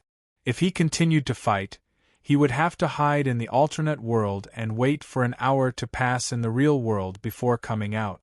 Now, the only way was to leave Chongning County and leave the Federation. The President smiled, then his expression became serious, asking, "Mr. Gu Qingshan, I don't know if this is appropriate or not, but as the President of the Federation, I must know why impartial goddess is paying so much attention to you." The goddess has never paid so much attention to a 17-year-old citizen before. I must confirm right now that you are not a threat to the Federation as a whole. That's simple. Gu Qingshan said, please connect to impartial goddess. I'm here. A solemn female voice rang out. The three of them looked down, only to see Gu Qingshan's communicator lit up. Impartial goddess can automatically connect to any communication device, so the three of them weren't surprised. Gu Qingshan thought for a bit, then said, let the President and this General have a look at our work. Citizen Gu Qingshan, please confirm your authorization. I authorize it. Taking a look isn't a big deal. In a few days, after this mech is tested, it will be sent to Sushare. At that time, the mech will definitely be exposed. Might as well let the President take a look right now. In history, this President is a good person, a good ruler, if they can form a good relationship. Gu Qingshan doesn't mind slowly divulging a bit of advanced mech technology. As for the game a year later, when the time is right, they can also borrow the government's power to prepare ahead of time. That way, a lot less people will die. A screen was projected in front of the three of them, showing the blazing angel inside the S.W. Divine Temple. What is this? A mech?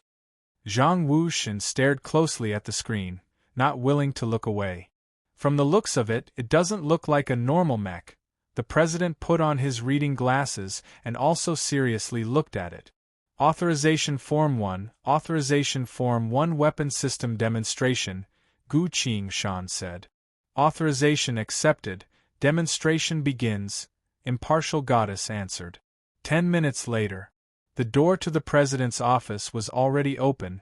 People were busy going in and out, preparing for the live broadcast.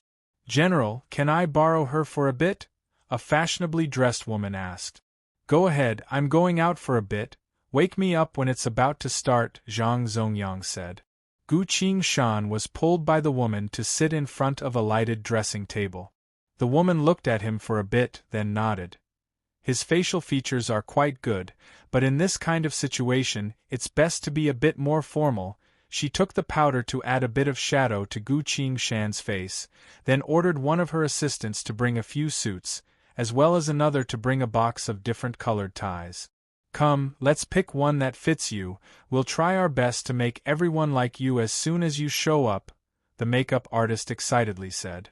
Gu Qingshan sighed helplessly, but could only sit there and let the makeup artist do whatever she wanted. On top of a skyscraper outside the President's office.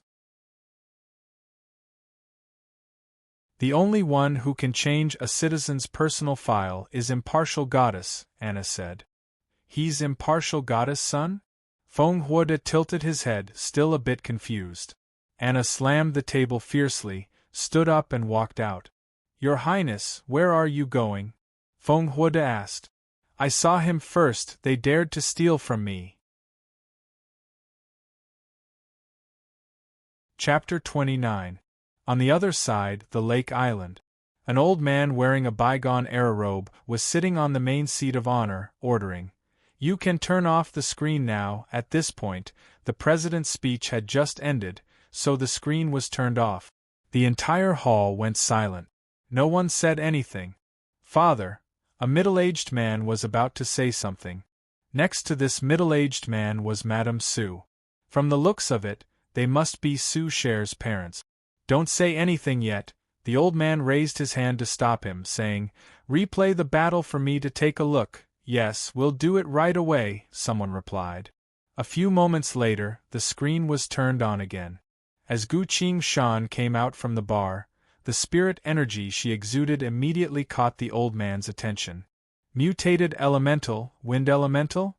The old man showed an interested expression. When Gu Qingshan destroyed the patrol shuttle with an arrow, the old man was a bit surprised. This destructive power seems to be metal elemental. How strange. When Gu Qingshan used Shifting Flurry and turned the Grandmaster into a porcupine, the old man went silent for a long time. One of Su family's elders mused.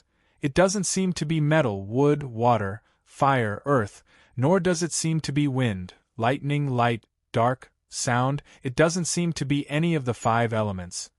Perhaps it's not supernatural, but a god's chosen that we've never seen before? When the Marshal Saint Zhang Zongyang appeared, everyone's expression turned serious. Gu Qingshan, the president wants to see you. As soon as the Marshal Saint on the screen said that, the battle ended. No one said anything in the hall, so quiet that even a pin drop could be heard. The old man thought for a bit, then asked, borrowing by family and Ye family's hands to get rid of him, whose idea was that? Madame Sue's face went pale, but her husband patted her shoulder and spoke first. It was our idea. The old man glanced at his son and took out a phone. A few moments later, the other side picked up. Grandpa, why did you call me? Did you come out of seclusion? Su Sher's surprised voice came. Grandpa has something to ask you. What is it? The one called Gu Qingshan. Why did you want to be friends with him? Ah? Why are you asking this? He's my granddaughter's friend, so I naturally have to find out more about him. If you don't tell me, I'll go investigate. Don't go. I'll tell you. Su Sher was bashful, but her mind was still very clear. Grandpa was the person in charge of the Su family. Since he personally asked, it was best to answer truthfully. He is very hard-working and talented. For example, in mecha research, during a practical lesson, the mecha's weapon system malfunctioned, and it pointed its electromagnetic gun at us. Everyone screamed and ran away. Only he rushed forward and shouted at the mecha that the target was a civilian. You know, this type of normal mecha used to protect public security is especially focused on safety. As soon as he said the word commoner, the mecha instantly raised its muzzle and fired an electromagnetic attack towards the sky. I began to pay attention to him at that time. Later, I found out that he actually did a lot of small scientific research projects, so I was even more impressed with him. Hearing that, the old man said, "Very well, I hope you two get along well. Grandpa will call you another day." He put down the communicator and ordered, "Check Gu Qingshan's mech research. I remember you said he was from our Chongning Steel Mech Research Department." "He was fired," someone said in a low voice. "HM?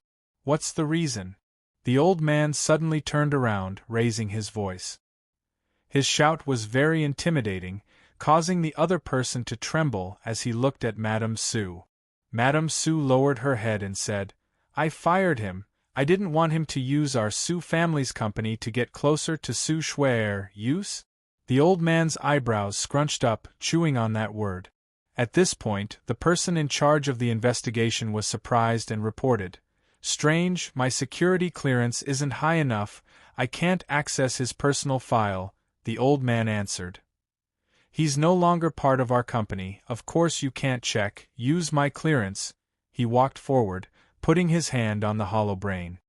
"Welcome to the Federation's personal database, esteemed Sir Su Xingqiao, requesting access to Chongning County's 17-year-old male Gu Qingshan's personal research file under my jurisdiction." The screen suddenly paused, followed by a line of bright red text. "Highest level secret," the mechanical voice came at the same time. "I'm sorry, your clearance is insufficient. In consideration of your esteemed status, I suggest you directly contact Gu Qingshan for an inquiry." "My clearance is insufficient?" Su family's head Su Xingqiao opened his eyes wide, a glint of light flashed. "Father, there must be a mistake somewhere. Your clearance is only lower than the president and the 3 military commanders. How could you not be able to access a poor brat's file?" Madame Su said. "No, impartial goddess wouldn't make such a low-level mistake." Su Xingqiao picked up the communicator and dialed a number. "Old Su, how are you?" A calm voice came from the other side. "Zhang Wuxing, there's something I need to trouble you with. You flatter me, please tell me, I'll try my best." Gu Qingshan. "I'm sorry, old Su, I can't tell you anything about this person, because the matter involved is too serious. I'm really sorry." Su Xingqiao put down the communicator, went silent for a bit, then suddenly said, "This sly old bastard. He definitely knows something." Looking at the words, "highest level secret," Su Xingqiao felt it was extremely irritating. He suddenly slammed the table, saying, "Immediately transfer 100 million credits to the Federation's research department, have them donate it to Gu Qingshan. We'll also prepare some people to follow up on this." The person in charge said, "Very well, please authorize it." "I authorize it." Connecting to the research department. "HM? It's been interrupted. What's going on?" With so many problems, Su Xingqiao couldn't help but walk up and stare at the screen. A line of text appeared on the screen. From this year onwards, Gu Qingshan's personal research funding will be fully funded by Impartial Goddess. No one is required to donate. Su Xingqiao's pupils dilated, musing. Then directly donate it to him, help him finish his studies. The person in charge of operating the computer wiped his sweat and quickly tapped on the keyboard. The system rejected it. He exclaimed in shock. Why would a donation be rejected? That's never happened before. Everyone in the room craned their necks, wanting to see what's going on the screen. Only to see another line of text appear on the screen. From this year onwards, Citizen Gu Qingshan's personal expenses will be fully funded by Impartial Goddess and the President of the Federation. No one is allowed to interfere. Su Xingqiao was speechless. No one dared to even breathe too loudly, silently waiting for the master's orders. How regretful, how regretful! A research project classified as the highest level secret. Such a person was actually fired by our Su family. Su Xingqiao shook his head and said. Madame Su didn't know what to say, trying to explain herself. I'm afraid that this poor brat will try to hook up with our Su share, trying to reach the sky in one step, bastard. Su Xingqiao suddenly let out a thunderous roar and slapped Madame Su away. He couldn't hold it in anymore, shouting, "Use your brain! How many years has it been since the Federation had a top-secret research project? When was the last time? What level of research is it? Have you checked it? I'll tell you, it's the interstellar warp technology that changed the world 30 years ago. Poor brat? Reaching the sky in one step? Su Xingqiao's anger hasn't subsided yet, mocking. Even the president has to protect him. The martial saint doesn't even dare to say a word. What about Impartial Goddess? Impartial Goddess is using taxpayers' money to support him. He looked at the panicking Madame Su, saying, "Such a person, you're still afraid he'll hook up with your daughter? Afraid he'll hook up with you? What a joke. Open your eyes and look, even I can't hook up with him now." "Dad, Xiao Ling is just worried about her daughter, she didn't think it through." Madame Su's husband came forward, trying to calm him down. Su Xingqiao's anger subsided a bit, showing disappointment in his eyes. "Worried about her daughter? Is there a need to kill someone to do that? You're good at killing, but you don't know how to win people over. You don't know that killing people will only wear away your good fortune. The people's hearts are the foundation of a family." He shook his head. "If that's the case, your daughter is 10,000 times better than you two in this aspect." Su Xingqiao tiredly rubbed his forehead, ordering, "From now on, no one is allowed to interfere with Su Shui's matters, no one is allowed to add fuel to the fire, otherwise it would be too deliberate and make people hate you. Also, the marriage with the Bai family, temporarily shelve it, don't respond, yes. Arrange it, I want to personally go to the capital to see my granddaughter." Chapter 30. On the other side. The head of Nye family and Bai family were sitting together, chatting. The head of Nye family was a small old man. When he got emotional, the veins on his neck bulged out, his face flushed red. "My eldest grandson died just like that. Even the president can't stop an old man's anger." The head of Bai family was a middle-aged man with a small beard, wearing black leather gloves, his hands clenched into fists, resting on his crossed legs. He casually said, "This man stripped my son and threw him into the lake, hurting our Bai family's face. Please tell me what you think." The small old man looked at him and said, "How about this? As long as that brat leaves the president's protection, our Bai family can deal with him," the head of Bai family said. The head of Nye family stared deeply at him, asking, "Why do you want to do it? Don't lie to me, I'm already one step into the coffin, little tricks won't work. The head of my family smiled and said, according to my intel, that brat might have made a very good research result. He sighed and said, our by family has already studied it. According to the Federation's law, as long as he's alive, this result can only belong to him. The head of Nia family squinted his eyes. How selfish, you're not happy about that. I'm not happy, but what method do you have to get this research result that even alarmed the president?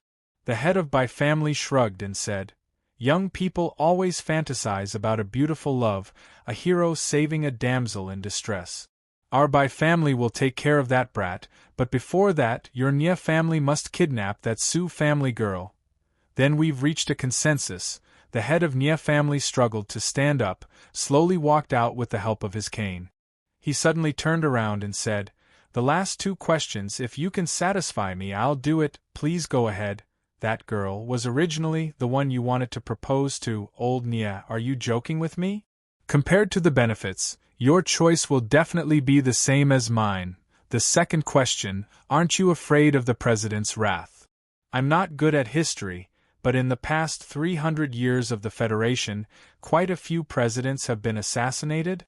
The Nia family's patriarch looked at him for a long time before saying, I will find a top expert to deal with the Su family's girl. As for that brat, you will be responsible for him. The head of the Bai clan stood up and said seriously, rest assured, when it's time to divide the cake, I won't forget the Nia clan's contribution. The head of the Nia family nodded and left in satisfaction. The Bai clan master lit up a cigar and smoked half of it. Suddenly, he said, guards, your subordinate is here. Arrange some people to keep an eye on the Nia clan. When they're done with their business, wipe them out immediately. Don't leave a single person alive. Yes. President's office. Everyone had left, even Marshal St. Zhang Zongyang had left, leaving only the president and Gu Qingshan.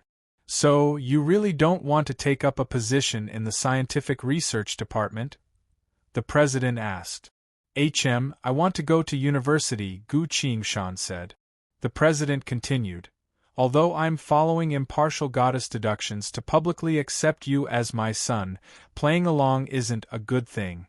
If you do it too much, it's easy to forget your original intentions, he smiled warmly. I can take care of the matter of your studies, just let me do my part, Gu Qingshan sincerely said. Thank you for your understanding and help. The president picked up the communicator on his desk and smiled. Of course, regarding your matter, we'll have to ask Goddess first before making any arrangements. The communicator quickly connected. I've decided to recommend Gu Qingshan to enter Capital University. What do you think? The president asked. From the other side of the communicator, impartial goddess's melodious female voice came. After deductions, combined with your opinion, the best place for Gu Qingshan is the Scientific Research Department, followed by the Federation's National Defense University. Although Capital University is ranked first, the mech research facilities and defensive measures are not conducive to Gu Qingshan's research. The president looked at Gu Qingshan. Gu Qingshan shrugged, expressing that she doesn't object and can accept it. The Federation's National Defense University is also one of the top 3 universities in the Federation, although its overall ranking isn't as high as Capital University, but mech research is a strong point, more suitable for her. More importantly, the Federation's National Defense University is very close to Capital University, so it won't be too hard to find Su Share later on. Studying at this kind of university suits Gu Qingshan very much. Seeing that, the president silently nodded, feeling a bit closer to Gu Qingshan.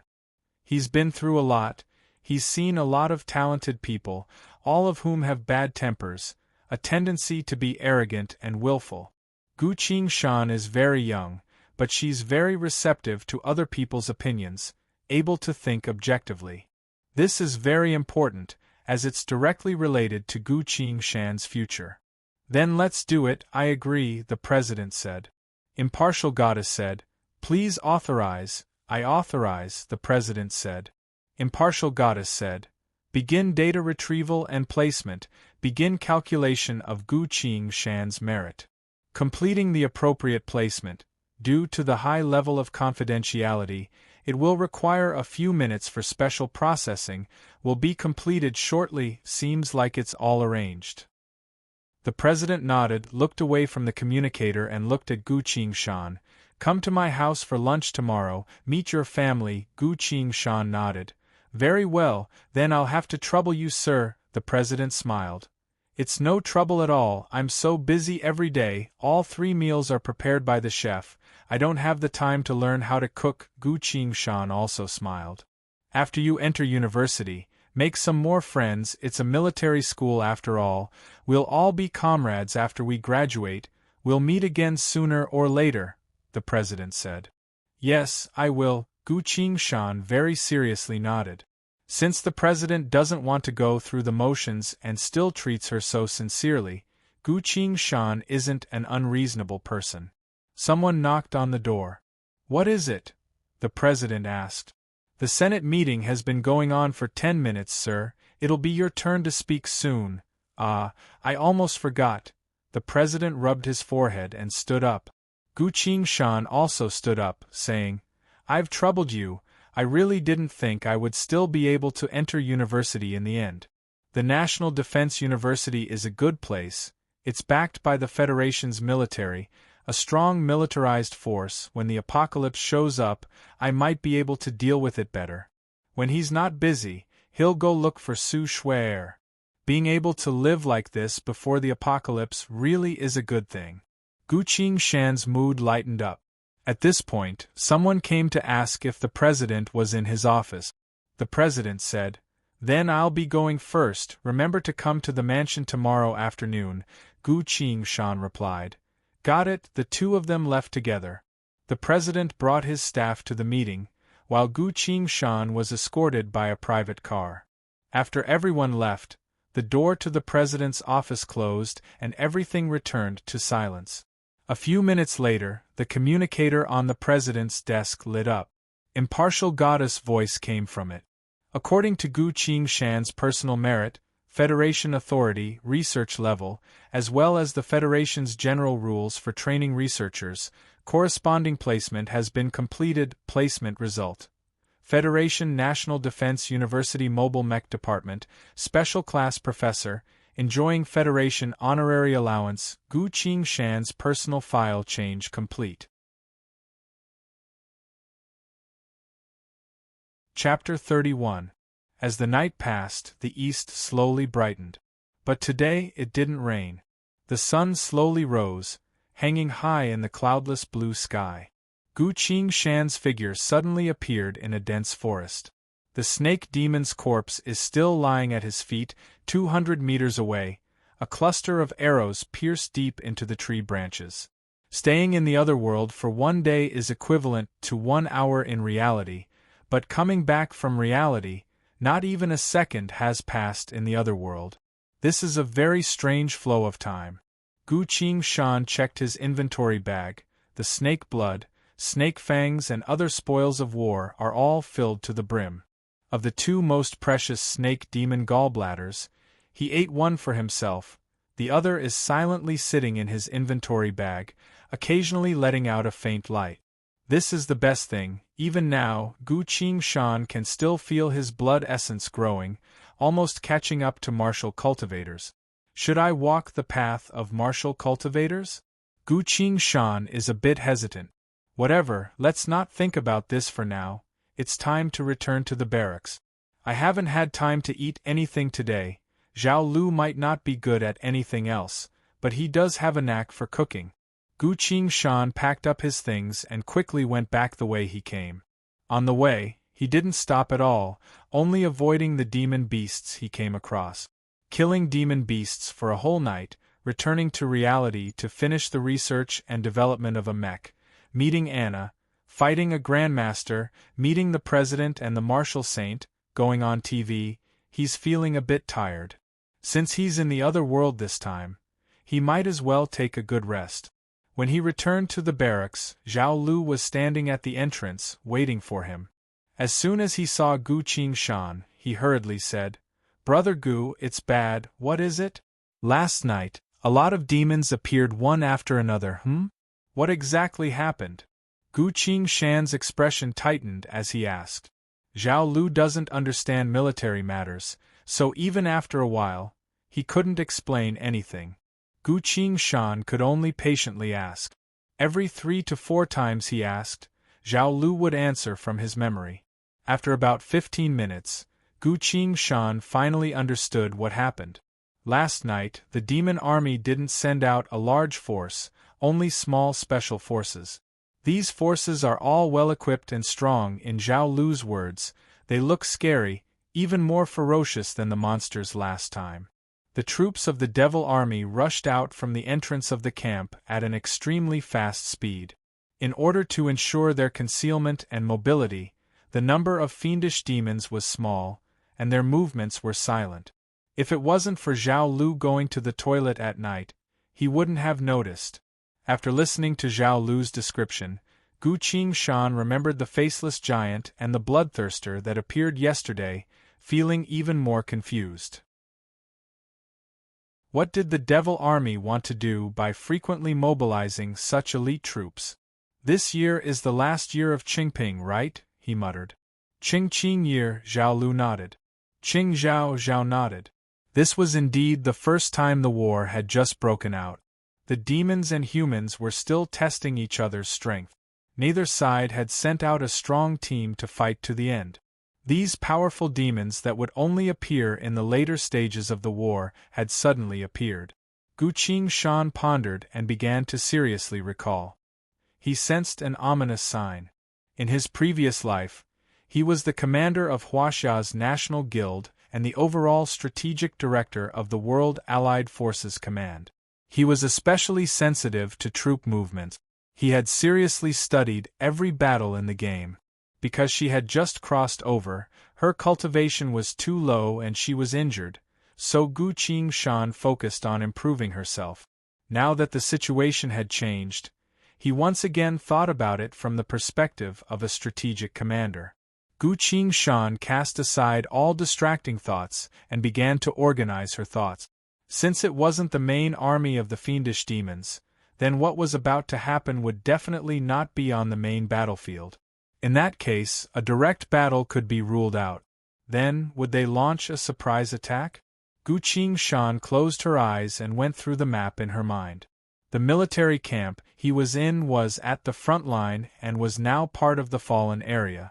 Is there anything nearby that's worth the demons sending out their elite troops to attack with all their might? The closest human camp to this place is outside the border city, about 1,000 miles away from here. There aren't any human targets nearby that's worth attacking. Seems like a surprise attack can also be ruled out.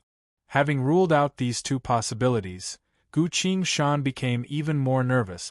Could it be an assassination or some sort of beheading operation? Gu Qingshan silently thought. During this year in history, many of the strongest cultivators of humanity died in battle. At the start of the war, which important human cultivator had been killed by the demons? Names after names flashed through Gu Qingshan's mind. While recalling, he quickly went through them. Suddenly, Gu Qingshan remembered two people.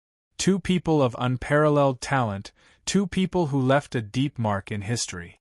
Many historians have said that as long as one of them didn't die at the start of the war, the course of history would have changed.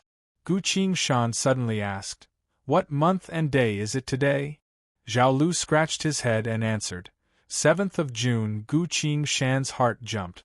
That's it. Holy Gate, Grand Elder, Formation Grandmaster Gongsun Ji, died on the 8th of June. Heaven's Limit Sect, Heaven's Limit Saintess Ning Yuechan, died on the 9th of June.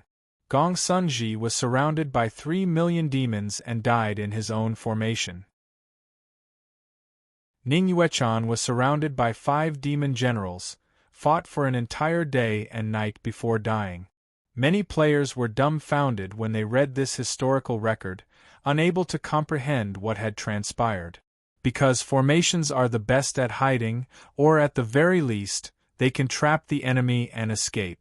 Among the aristocratic families and sects, Gongsun Ji was a top-notch formation expert, a grandmaster who could almost peek into the heavens. With his formation skills, it doesn't make sense for him to be surrounded by millions of demons. Heaven's Limit Saintess Ning Yuechan's death is especially tragic. Heaven's Limit sect is one of the strongest sects in the cultivation world. Ning Yuechan was able to become Heaven's Limit Saintess at such a young age. Her talent and cultivation are the best in the entire cultivation world. Such a beautiful woman was surrounded by 5 demon generals, fought for an entire day and night before dying of exhaustion. If she had let out even the slightest bit of news, within that one day and night, human experts would have come to her rescue. But even until her death, the higher-ups of humanity didn't know that she fought against the demon army for an entire day and night. A great cultivator once said that if Gongsun Ji didn't die, the outcome of the First War might have been different. If Ning Yuechan didn't die, a few dozen years later, she would have had the ability to fight against the demon lord of the underworld and change the fate of humanity. But this is only a sigh. History has already happened, so what the people of the future say is meaningless. Gu Qingshan paced back and forth a few steps, silently pondering. Today is the 7th of June. In the next 2 days, these 2 legendary figures will die one after another. The demon army probably mobilized their elite troops for this matter.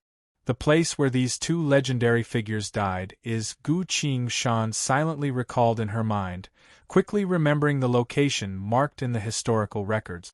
Sure enough, it's not far from here, only about 100 miles away. That's right, Gu Qingshan suddenly felt enlightened. Once these 2 powerful human cultivators show themselves, the demon army will definitely go crazy and surround them. With this kind of intense encirclement, with Gu Qingshan's Qi training level 5 cultivation, he can't even get close to them. The demon army guarding the outer perimeter can easily take his life. To him, the only thing he can do is to take this opportunity to escape back to the humans' territory. Taking advantage of the fact that the demon army's attention is on these 2 legendary figures, he must escape from the enemy's territory. Gu Qingshan quickly made a decision. In this kind of situation, he only needs to go the opposite direction to avoid as much danger as possible. From this military camp to the human highland outside of Border City, it'll take about a day and a night. This time isn't short, there's a lot of danger on the way, but it's still better than waiting for death in a military camp that's about to fall. So if he wants to leave, he must take advantage of the fact that these 2 legendary figures are still fighting against the demon army to quickly leave. Gu Qingshan also doesn't rest, quickly checking his belongings. Snake blood, snake teeth, snake gall are all there, the military bow is still intact, there aren't many arrows left, so he'll need to replenish some before he leaves. The standard machete isn't very useful, but he still needs to bring one, just in case he needs to fight hand to hand. At least he has a weapon. Pack up, we're leaving immediately. As Gu Qingshan packs up, she tells Zhao Lu. Leave? Where? Zhao Lu opens his eyes wide. He's holding some freshly marinated demon beast meat in his hand, about to hang it under the eaves. Of course we're going to leave this area, towards the human highland, Gu Qingshan says. Zhao Lu hesitates. But we've already found the spirit stones. Using the formation we can hide for a while longer, Gu Qingshan says. This concealment formation is only effective against those below Golden Core realm, those above Golden Core can easily see through it, he also says. A few days ago, that monster called the Faceless Giant had already discovered us, but because it had a mission to complete, and because we're nothing more than ants, it didn't pay any attention to us. Zhao Lu takes a step back, then another step back, shaking his head. Brother Gu, there's no need to scare me, what's the point of lying to me? Gu Qingshan patiently explains. If I'm not wrong, this area will soon become a battlefield. If we want to live, we have to leave as soon as possible, Zhao Lu says. Didn't you go hunting? How do you know all this? Gu Qingshan says. Just by looking at the demon army's movements. Don't worry, I'm not wrong about this. Zhao Lu keeps shaking his head. That's not right. You must be mistaken, it's so dangerous out there, you can lose your life at any time. If you want to leave, you can leave, I'm not leaving. Gu Shan thinks about the healing pill he gave her, sighs, but still tries to persuade him. Come with me, this place can't be defended, we'll lose our lives in an instant. Zhao Lu shakes his head like a rattle drum, saying, leaving is the real danger, the camp has a formation, staying here is very safe, not to mention, the human army will retake this place sooner or later. Gu Shan tries to persuade him a few more times, but seeing Zhao Lu's resolute attitude, even looking at her with a bit of hatred in his eyes, she finally gives up. I hope you understand, Gu Shan says very seriously, once the demons come, it'll be too late for you to regret. Zhao Lu stiffens his neck, not saying a word.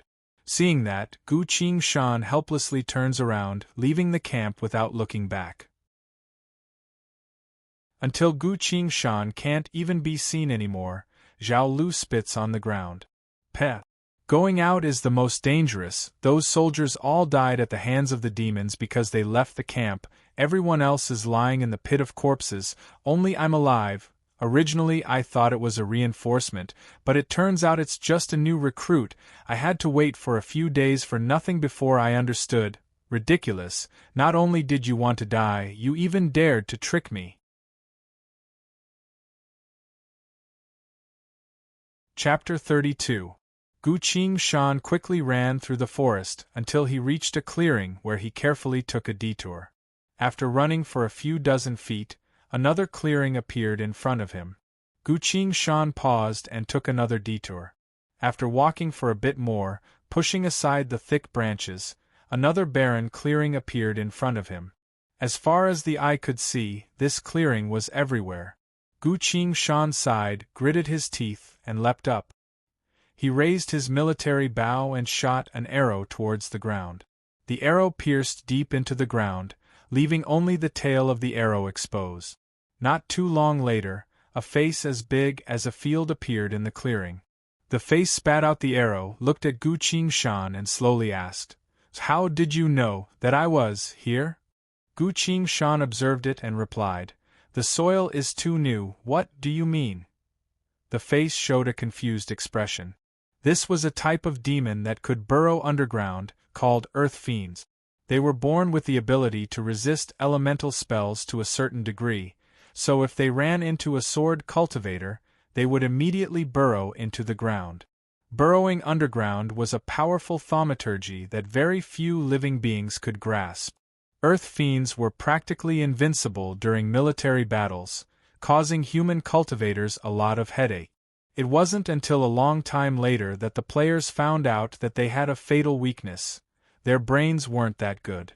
As long as the words of others successfully piqued the interest of the Earth Element Devil, the Earth Element Devil would believe them. Gu Shan then said, "You should bring some soil from where you came from, that would be the same as your yellow color," he continued. "If that's the case, I wouldn't be able to find you." "No one would be able to find you," the face on the ground asked. No one would be able to find me, really?" "Really? Really? Really? Really?" Countless other similar voices resounded. Gu Shan barely managed to calm herself down, and stood on top of a tree to look down. Countless giant faces appeared from the ground, all of them appeared excited as they stared at Gu Shan. These faces were so numerous that they almost covered the entire mountain. The Earth Fiend army, the main force of the demons. Although the faceless giants were powerful, they were few in number, so the Earth Fiend army was needed to surround and kill them. "Of course it's true, no one would be able to find me." Gu Shan looked around and laughed. "If you don't believe me, you can bring some soil to try, I'll be waiting here." The face showed an eager expression and said, "All right, you wait for me." Saying so, the face disappeared into the ground and quickly disappeared. I'm also going." The humanoid faces disappeared from the ground one after another, fleeing into the distance. The place where these monsters came from was the base camp of the demon army, which was thousands of miles away. With the speed of the Earth Element Devil, It would take a long time for them to return. As soon as the Earth Devil left, Gu Qingshan's body moved, wanting to run. What a joke! If the entire Earthly Devil army were to move, such a large formation would definitely alarm the Devil army. It was very likely that they would be intercepted halfway and ordered to return to the front lines. If they come back, it'll be over. As Gu Qingshan was about to leave, a voice came from not too far away. Young friend, thank you for helping me. How should I address you? As Gu Qingshan turned around, he saw an old man smiling at him. Gu Qingshan held his bow and quickly spoke. This humble one is Gu Qingshan, vanguard soldier of the vanguard cavalry. Who might you be? Do you have a badge? The old man threw the badge over. Gu Qingshan caught it and infused his spirit energy into the badge. The token immediately lit up. A flame rose from the token and condensed into a line, forming a few large words. Ding Yuan General Gongsun Ji. Gu Qingshan's heart sank. Humanity's Cultivator Alliance's Ding Yuan General, Holy Gates Grand Elder, Formation Grandmaster Gongsun Ji. How could it be him? I've already left the camp. I've already gone far away from where he was surrounded. Why would I still run into him? He's about to die. If I run into him at this time, wouldn't I be surrounded by demons as well? Gu Qingshan's mind flashed like lightning, feeling an ominous premonition in his heart. He threw his badge over, letting the other party check it as well. Both sides calmed down a bit. Gu Qingshan couldn't help but ask, "So it's General Gongsun, why are you here alone?" Gongsun Ji sighed, took out a small formation plate, placed both hands on it and shouted, "Sixfold escaping formation, activate." Gu Qingshan only felt the scene in front of him change. The scenery in front of him disappeared in an instant. When he looked again, he found himself standing in front of a Taoist temple. Outside the Taoist temple, the four directions were all blank, making it impossible to tell the distance and direction. A formation was used to hide a Taoist temple in the middle of this mountain range. With such a terrifying formation layout, there's no doubt about it, this person is Gongsun Ji. Gu Qingshan followed Gongsun Ji into the Taoist temple, only to see a person wearing a snow-white cloak and golden armor sitting on a cushion in the middle. This person's armor wasn't bulky at all, instead, it was thin and delicate, showing off her slender and beautiful figure. Her head was lowered, only looking up when Gongsun Ji brought Gu Qingshan in, but when she found that the person wasn't even at Foundation Establishment realm, she lowered her head again. When she looked up, Gu Qingshan saw that she was wearing a silver mask that completely covered her face. Young friend Qingshan, thank you for driving away the Earthly Devil army, otherwise we would have been trapped here. Him? Driving away the Earthly Devil army? A pleasant female voice could be heard. The golden-armored woman was surprised, but her expression couldn't be seen under the silver mask. That's right, Gongsun Ji answered. Earthly devils have awakened the earth of the 5 elements, so they can control the earth. This greatly affected my formation layout, but now it's all been tricked away by him. Tricked away? The golden-armored woman was even more confused. Gongsun Ji then told her the whole story. The golden-armored woman finally looked at Gu Qingshan and asked, "How did you know this monster's weakness?" Gu Qingshan already had an excuse in her mind, so she calmly answered, "This humble one is in the vanguard, dealing with demons every day, so I like to study their characteristics, so I learned a thing or two, vanguard? That makes sense." The golden-armored woman muttered, "As far as I know, the vanguard was defeated by the demon army's main force. Almost all of them were wiped out. You might be the only one who survived." Gu Qingshan displayed a look of grief and indignation. Gongsun Ji's eyes lit up and asked, "Then how much do you know about the other demons?" This was the first time the human army fought against the demons, so they still couldn't figure out the demons' characteristics, so they suffered quite a bit. Quite a few troops were wiped out, not a single bit of information was sent back, so they still don't know how strong the demons are at the back. If there was a soldier who survived the vanguard that could point out the characteristics of the demons, it would be a great help in the war. A bit, Gu Qingshan confirmed it. The spirit energy on these two people was as dark as the sea, so Gu Qingshan wasn't sure how they would treat her, so she decided to show her value. Chapter 33. How should I address you, sir? Gu Qingshan was truly curious and asked the golden-armored woman. The woman hesitated a bit, then answered, I am Ning Yuechan, so it's her. The world-famous Ning Yuechan, the heavens limit saintess Ning Yuechan, the brilliant Ning Yuechan. The dream lover of all male cultivators, Ning Yuechan. Ning Yuechan went silent for a bit, waiting for the familiar cries of surprise, the passionate gazes, as well as the nauseating, resounding vow.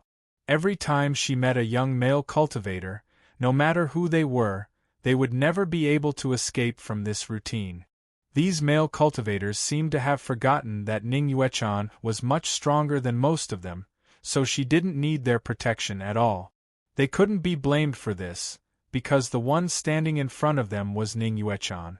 Gongsun Ji also waited a bit to give Gu Qingshan some time to show off.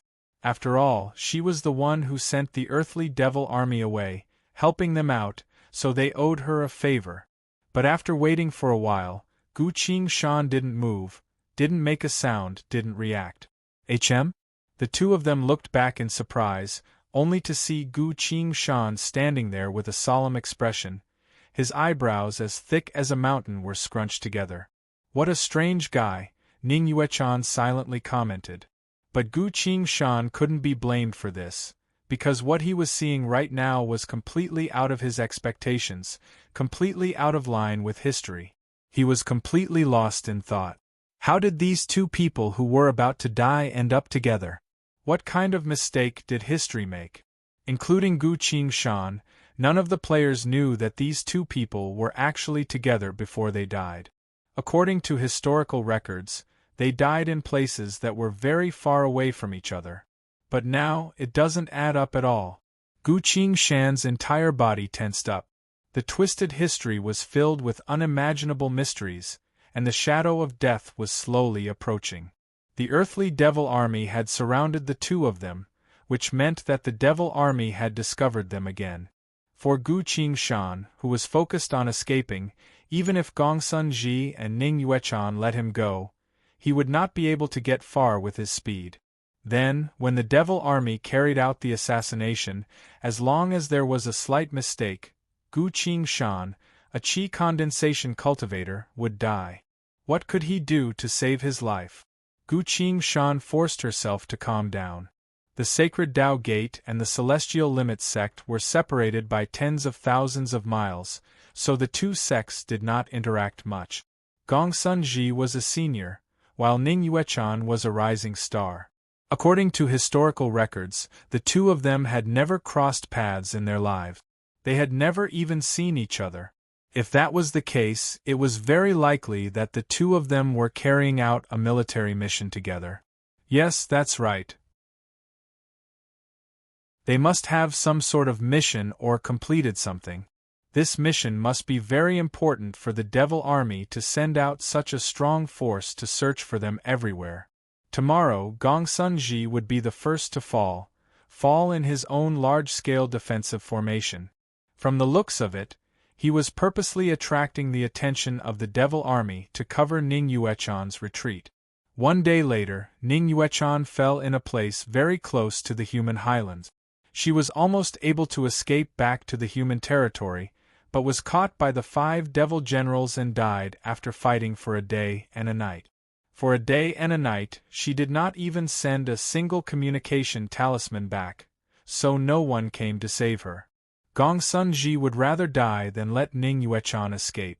And Ning Yuechan was surrounded and killed, and no one came to save her. Such a strange thing, if one didn't know about it beforehand, no one would believe it. Not to mention another mystery. What did they do to make the devil army chase after them so crazily? In the past life, these shocking secrets, along with their deaths, were completely buried in the river of history. But This place isn't right. This place is very far from where they fell. Even with Gongsun Ji's strength, he wouldn't be able to reach the place where he fell. This is ridiculous, it doesn't make sense at all. Wait a minute. Gu Qingshan's heart suddenly lit up. Greetings, Saintess. Gu Qingshan clasped her fist and couldn't wait to ask. When I was in the barracks, I saw faceless giants and bloodthirsty demons passing by. Were they chasing after you? Ning Yuechan waited for a long time, only to hear such a question. She couldn't help but be stunned. Don't these males always want to show off in front of me before they speak? She didn't have time to think and answered. At first they were chasing us very closely, but then for some reason, they passed by us, so we changed direction and came here. Gu Qingshan thought for a long time, finally understood and took out the blood-colored jade card. So that's how it is. The demon bird that I killed carried the latest information on the two of them. The demon bird was killed by me, even its corpse was burned, so the faceless giant didn't receive the latest directions. Due to a series of coincidences, Gongsun Ji and Ning Yuechan managed to escape that time. That's why the two of them deviated from their original fate and appeared here. So the problem was with me. I'm like the butterfly that flapped its wings, causing a slight deviation in the already destined history. Gu Qingshan shook her head and smiled bitterly. My cultivation is low, so I originally wanted to avoid them and find a way to survive. Fate is truly ironic. I didn't think that my one action would change everything. I clearly wanted to avoid them, but now I unexpectedly ran into two legendary figures. It's already too late to escape now. Their fates were already sealed. Once they die, Gu Qingshan would be alone and wouldn't be able to escape from the demon army's encirclement. This is a desperate situation of death. As soon as he took out the blood-colored jade card, Gongsun Ji's expression changed. He waved his hand, holding the jade card in his hand, infusing it with spirit energy. A strange, eerie voice came from the jade card. Target continues to deviate south, heading east 726, south 94. Command. Faceless giant, bloodthirster army to pursue. Gongsun Ji is a smart person, so after a bit of thought, he asked. Faceless giant and bloodthirster army are chasing us, so you killed the messenger? It was a coincidence. When I met the messenger, it was already wounded. Gu Qingshan answered truthfully. Gongsun Ji carefully checked the jade card, slowly sighed and said, This jade card is real. He looked at Ning Yuechan. Ning Yuechan nodded.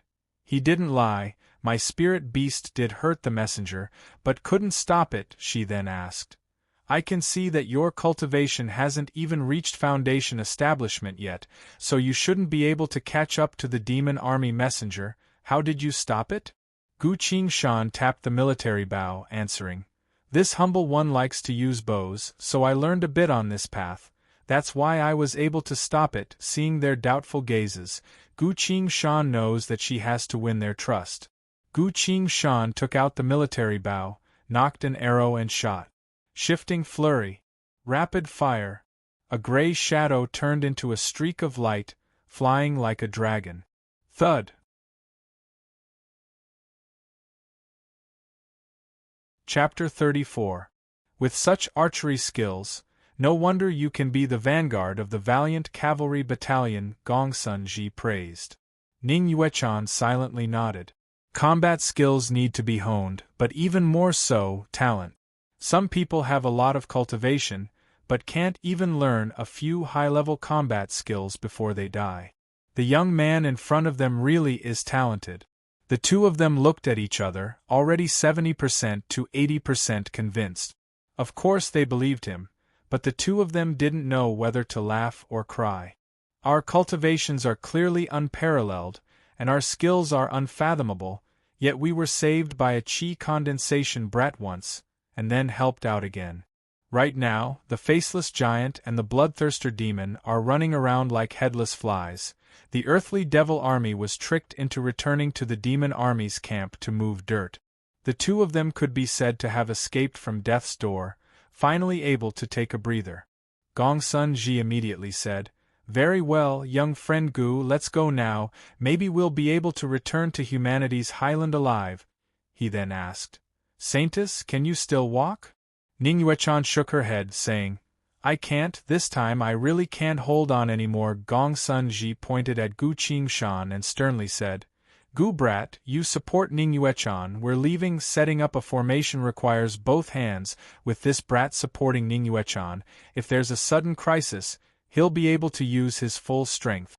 Ning Yuechan also understood the situation, so she didn't say anything and silently reached out her hand.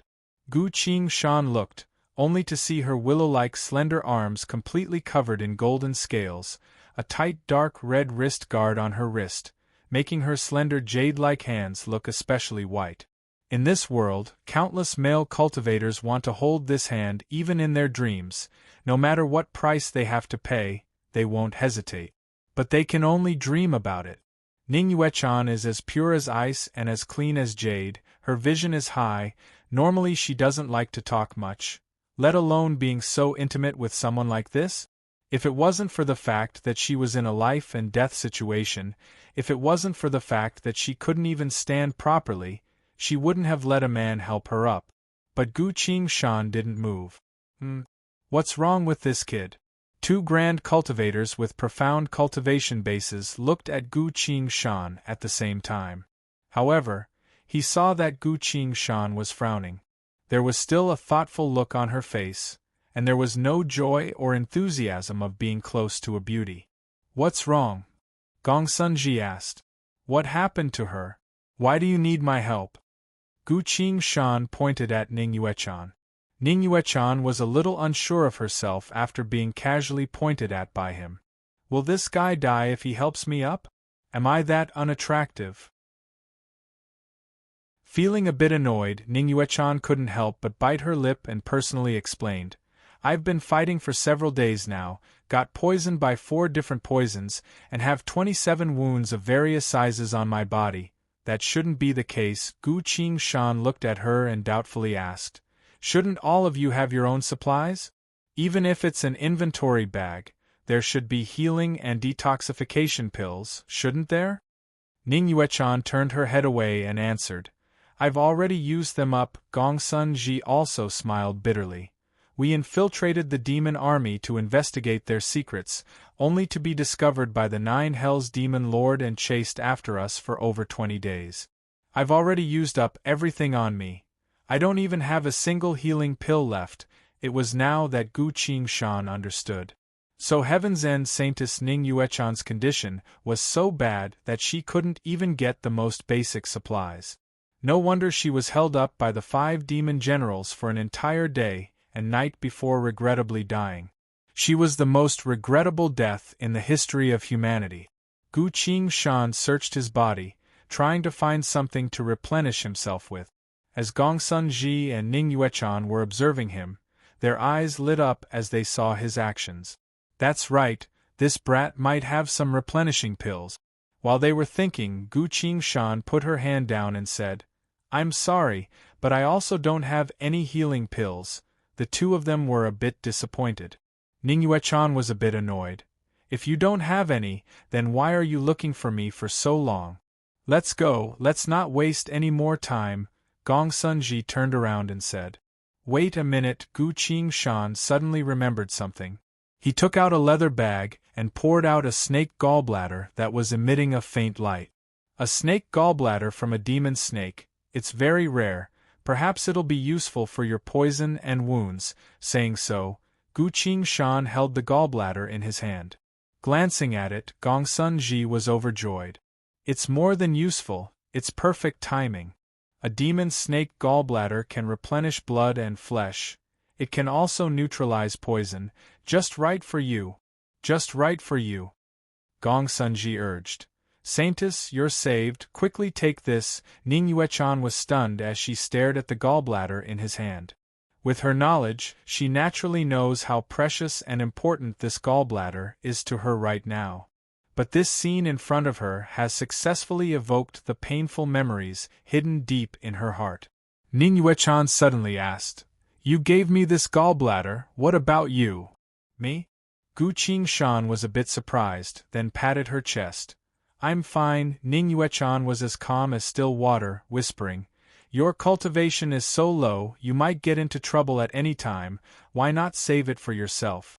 Gu Qingshan was a bit surprised. My cultivation is low? Something happened to me?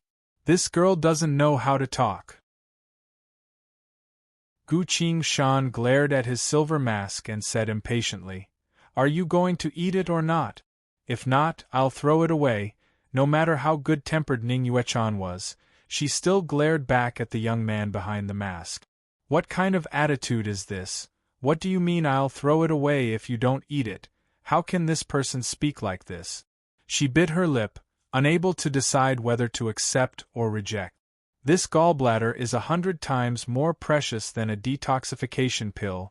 Eating it can neutralize the poison in the body and promote the vitality. Although the demon snake is not strong, it only eats once a year, and when it is full, it will crawl into the deep belly of the mountain and sleep for a whole year.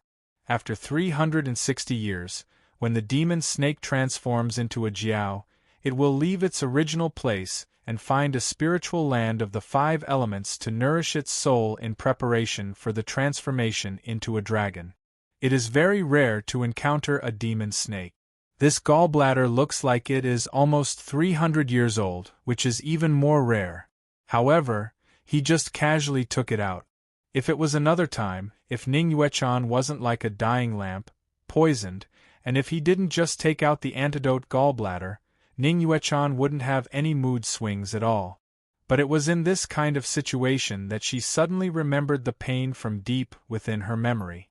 When she first entered Heaven's Limit sect, Ning Yuechan used her monstrous cultivation talent to attract everyone's attention. As she grew older, her peerless beauty also appeared in front of everyone. Gradually, almost every day, there would be fellow disciples who would try to please her. Finally, in her budding years, she was moved by a fellow disciple who was just as outstanding, and began to try to get in touch with him. Who knew that during one of their training trips, the two of them would be trapped in a miasma-filled ancient ruin, unable to come out for several months. That fellow disciple secretly set up a trap, wanting to kill her and steal the last remaining detoxification pill in her storage bag. Ning Yuechan will always remember that fellow disciple's ferocious look and his crazed roar. Damn little slut, hand over the detoxification pill. That day was Ning Yuechan's birthday and was also the first time in her life that she killed someone. From then on, Ning Yuechan closed her heart and only pursued the great Tao.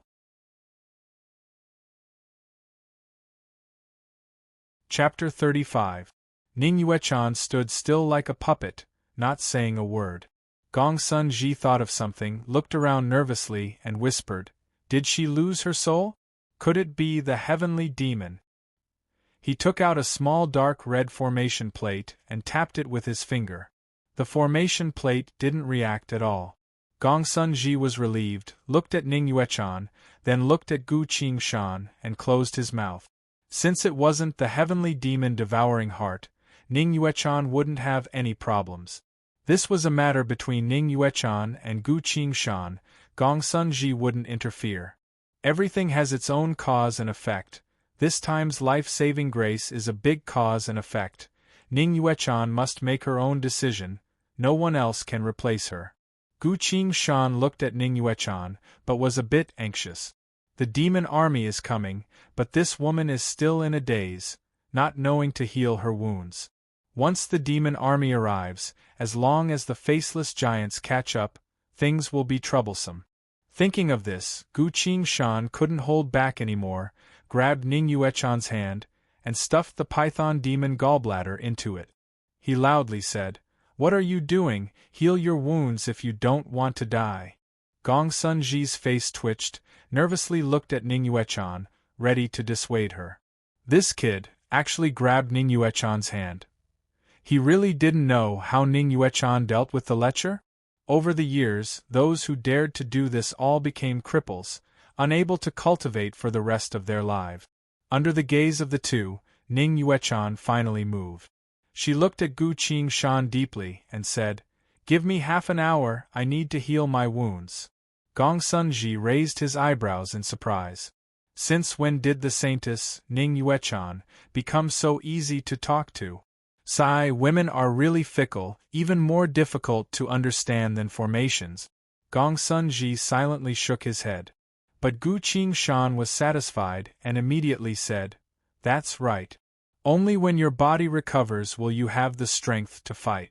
Although I don't know Ning Yushi's true strength, but in the past life, she was able to fight against 5 demon generals for a day and a night despite running out of supplies and being heavily wounded, so her true strength is definitely not weak." Ning Yushi lowered her head and muttered, "Thank you."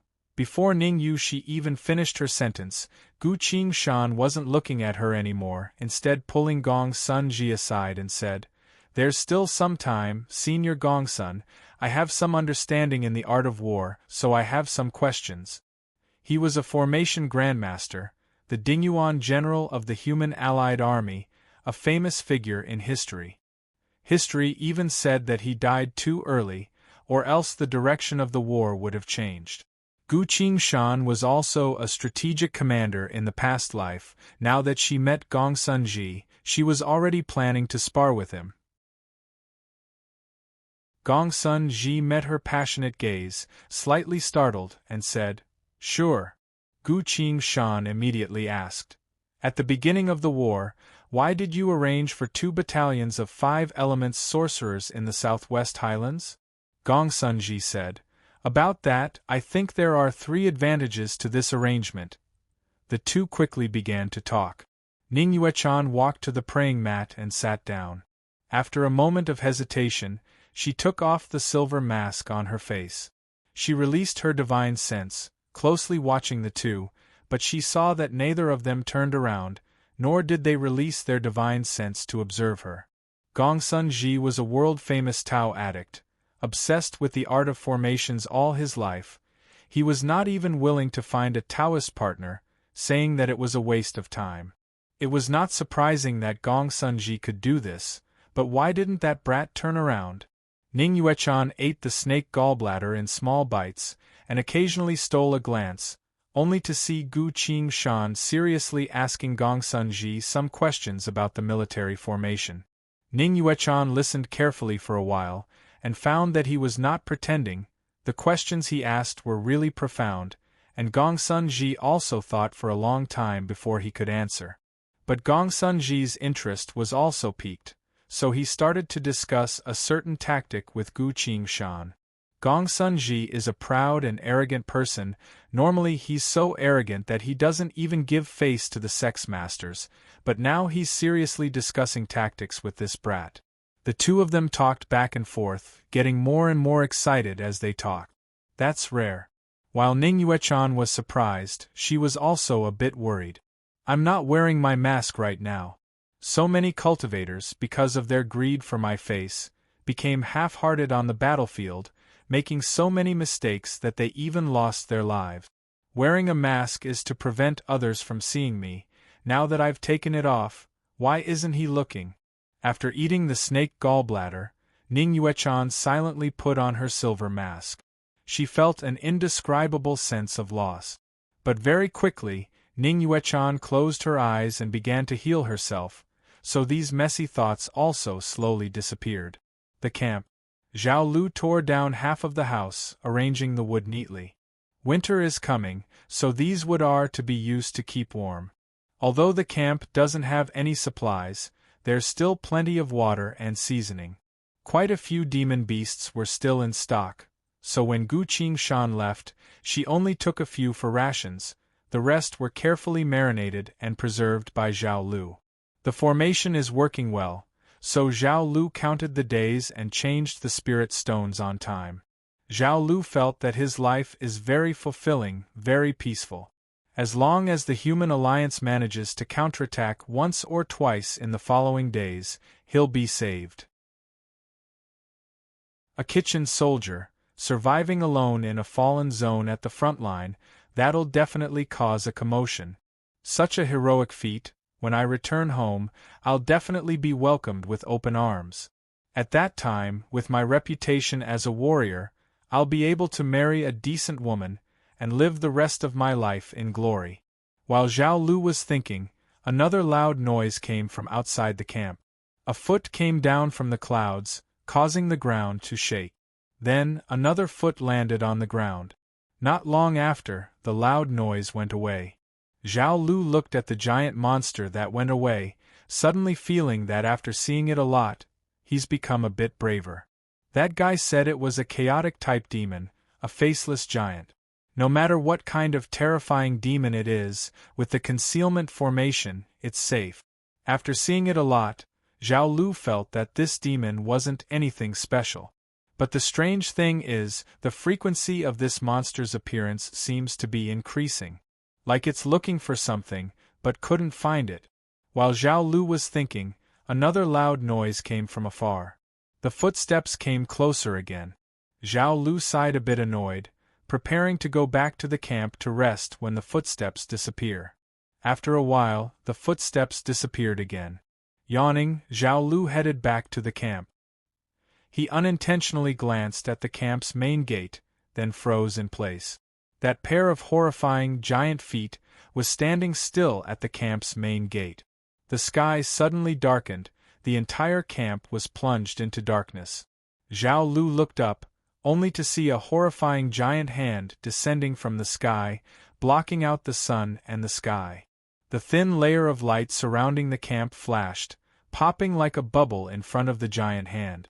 It's over.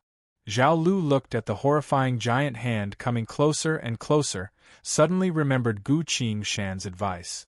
Endless regret flooded his mind. Zhao Lu screamed out loud. No! Don't eat me!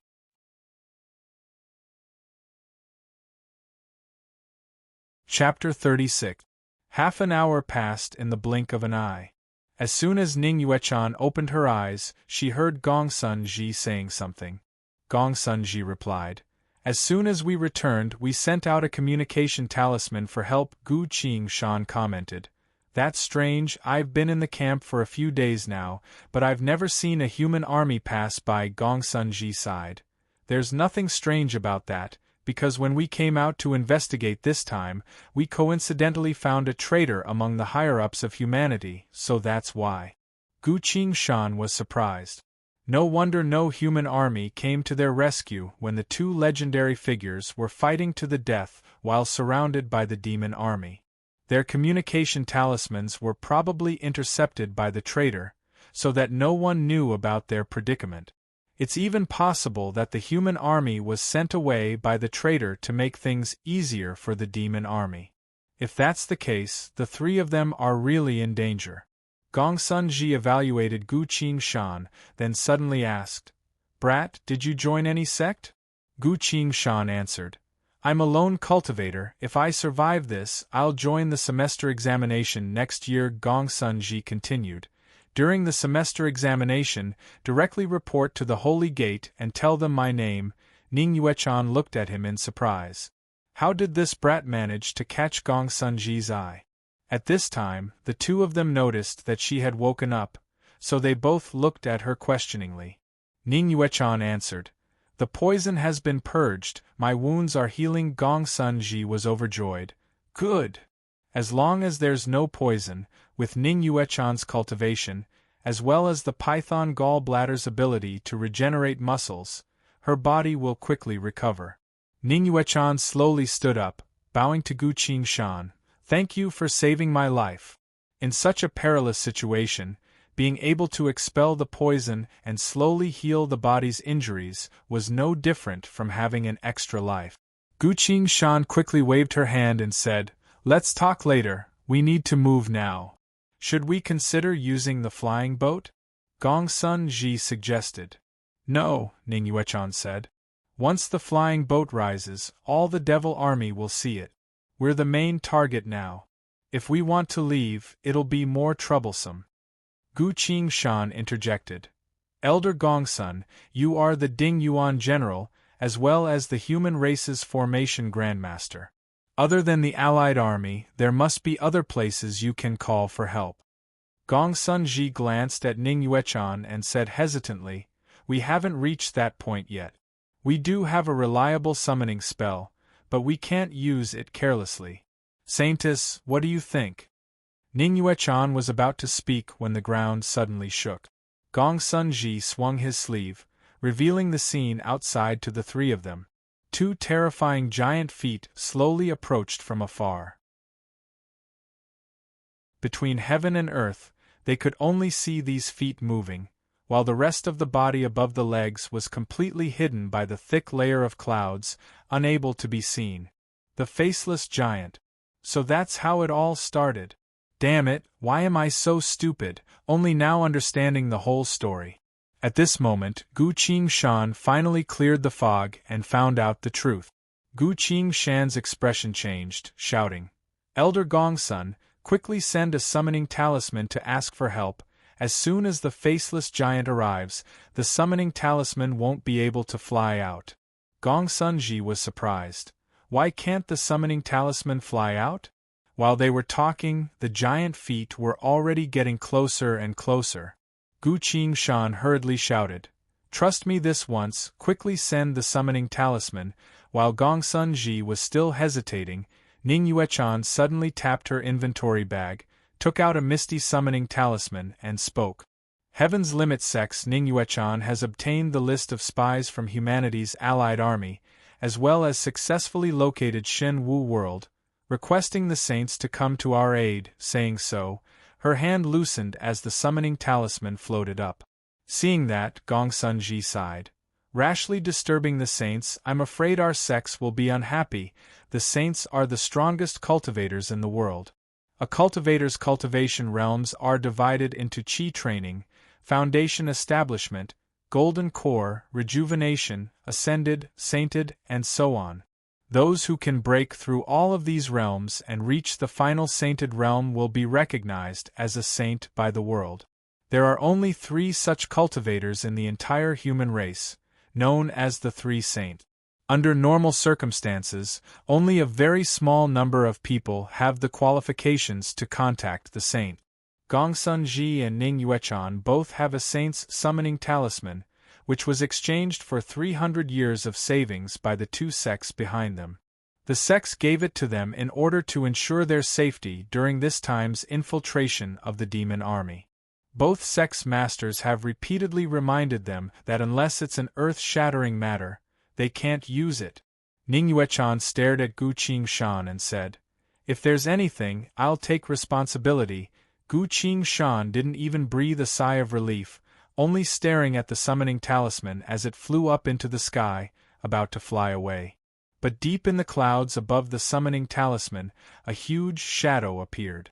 A second later, the shadow came crashing down, swatting the summoning talisman back. It was the faceless giant's hand.